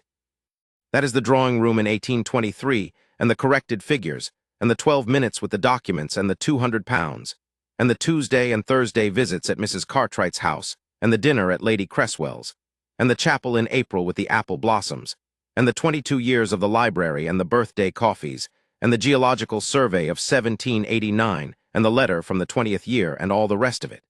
It is the two of them in the garden at dusk, standing near the roses, talking about the south bed or perhaps something else, in the light that does not quite leave. That is what it was. That is what it came to. One last thing, a small thing which is also the whole thing. In the 14th year of the marriage, Edmund had occasion to review the original documentation from the case, the Croft note, the secondary assignment, Garrow's memoranda from the investigation, the discharge papers, the receipts showing the £200 paid to the Baron's account in March of 1823. He was looking for a specific piece of information about the secondary assignment for a legal matter tangentially related, and he needed the original. He found what he was looking for. He also found in the folder with the case documents a piece of paper he did not immediately recognize. He looked at it. It was a single sheet in Cecily's handwriting, the careful, precise, economical hand she wrote everything in, and it was dated March 28, 1823, which was 2 days after Garrow had delivered the news of the discharge. It was a list. At the top it said, "What I have, March 28, 1823. The list was brief. 1 good mind. Facility with figures. Knowledge of the secondary Croft assignment and what it means about the Baron's character. Mrs. Cartwright's house and the room she has offered for £12 per month. No debt. No obligation. Captain. 1 afternoon remaining before I must decide what to do next." He showed it to me. He said, "I found it in the case folder. I don't know how it came to be there." I looked at it. I said, "She must have left it somewhere Garrow, or someone, included with the papers." He said, "Yes." I said, "Did you ask her about it?" He said, "Yes." I said, "What did she say?"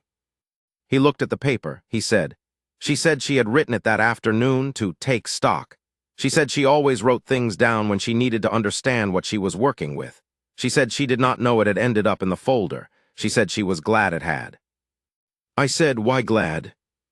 He said, she said, he paused. He looked at the paper a moment longer. She said, "Because it is true, that was what I had, and it was enough to begin with." He folded the paper carefully and put it back in the folder. I sat with that for a long time after he left the room. One good mind. Facility with figures. No debt. No obligation, Captain. One afternoon remaining before I must decide what to do next. That was what she had on March 28, 1823. 2 days after the debt was discharged. Before the visit to her rooms, before the Tuesday and Thursday visits, before the dinner at Lady Cresswell's, before the chapel in April with the apple blossoms. She had made her list of assets in a room by one lamp with a china dog on the windowsill, and the list was brief and accurate, and had no self-pity in it and no despair. Only the clear-eyed accounting of a woman who needed to know what she was working with before she could decide what to do next. It was enough to begin with. It always was. I have been writing this for 3 months. I began in January, at my own desk in London, and I have been working on it the way I work on things that matter to me, slowly, carefully, going back to the earlier parts and revising what I had said when the later parts revealed something I had not yet understood when I said the earlier ones. It is now April, and the snow that came in February is entirely gone, and the spring outside my window has the particular quality of a London spring, which is to say, determination against some odds, emerging from gray into something genuinely warm. I do not know who will read this.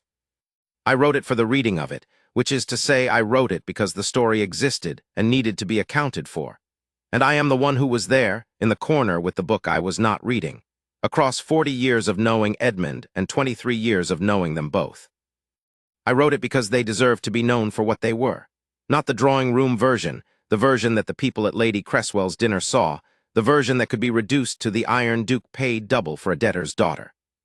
The real version, which is 2 people who found each other and chose each other and built something that held, and held well, and gave them both the particular satisfaction of a life that is fully inhabited by the person living it. She asked for nothing. He paid double. And the result was 23 years of a library in the evenings, and a valley in autumn, and the list that said, one good mind, facility with figures, no debt, no obligation, one afternoon remaining before I must decide what to do next. It was enough. It always was. I have given you the whole of it now, or as much of the whole of it as one man can give another. I have given you the drawing room and the documents and the dinner at Lady Cresswell's and the chapel with the apple blossoms and the 20 years of the library. I have given you the blank paper and the letter with 6 lines and the drainage project and the argument that went until midnight and the Sunday afternoons with Scott and the handkerchief at Mrs. Cartwright's service and the December evenings and the birthday with the children and the spring of the 20th anniversary. I have given you everything I observed and some of what I was told and the understanding I assembled from all of it across a life, spent watching one of the most satisfying things I have ever watched. What I have not given you, what I cannot give you because it is not mine to give, is what it was like to be inside it. What it was like to be Cecily Wren, arriving in a drawing room in a gray dress that had been let out and rehemmed, looking at 8 men who had come to decide her future, looking back at them with everything she had and nothing to show for it yet. What it was like 3 weeks later to have a Duke's solicitor knock at the door of her rented rooms and tell her the debt was discharged and she was free, and to feel that freedom from inside, not as relief exactly, because relief comes when you have been hoping for something and receive it, and she had not been hoping, she had been managing. Something more like the moment when you realize the weight you have been carrying has been set down and your shoulders adjust and you breathe differently. What it was like to let someone in. Not to need someone. She was never the kind of woman who needed in the desperate way, who had made herself dependent and then been surprised when the dependent relationship felt like the only one available. She had made herself not need, which is a different kind of armor and not less costly to maintain. What it was like to choose, with clear eyes and full information and the characteristic deliberateness of her whole character, to take the armor off. To decide that the specific person in front of her was worth the risk of living without it. and to make that decision not from naivety or loneliness or the heat of something, but from the cool, thorough, systematic assessment that she brought to everything important. She chose him the way she chose the drainage system. She looked at the evidence. She assessed the risk. She identified the most likely outcome given everything she could observe. And then she committed to the outcome with the complete, unhedged commitment of a woman who does not do things by halves. And I cannot tell you what it was like to be Edmund Harrow in that Baron's drawing room at 52, feeling something shift in him that he had not felt shift in a very long time, and not knowing what to do with it, and doing the right thing about it anyway, in the only way he knew how, thoroughly, honestly, without shortcuts. What it was like to find, at 52, that the part of himself he had been most carefully managing was also the part that had been waiting, not impatiently, because he was never impatient, but with the particular settled persistence of something that has a great deal of time and knows it for the right conditions. What it was like when the right conditions walked into the room. I cannot tell you those things from the inside. What I can tell you from the outside, from the corner with the book I was not reading, from 40 years of knowing him and 23 years of knowing her and knowing them together, is this. It was real. It was the real thing, not the performed version, not the arranged version, not the version shaped by convenience or position or the various practical considerations that shape most of what people call love in drawing rooms in 1823 and call it by other names. It was the version where two people find each other and discover that the world is considerably more interesting, and considerably more livable, and considerably more right than it was before. It was the version that holds for 20 years and keeps getting better and does not require the maintenance of anything that is not true. She asked for nothing. He paid double.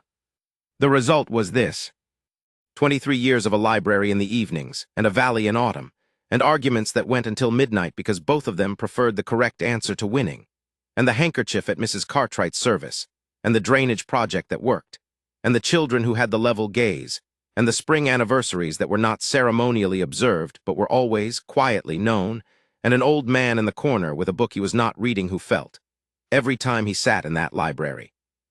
The particular contentment of a person who has watched something he cared about very much arrive exactly where it was always going. That is the whole of the story. That is all of it.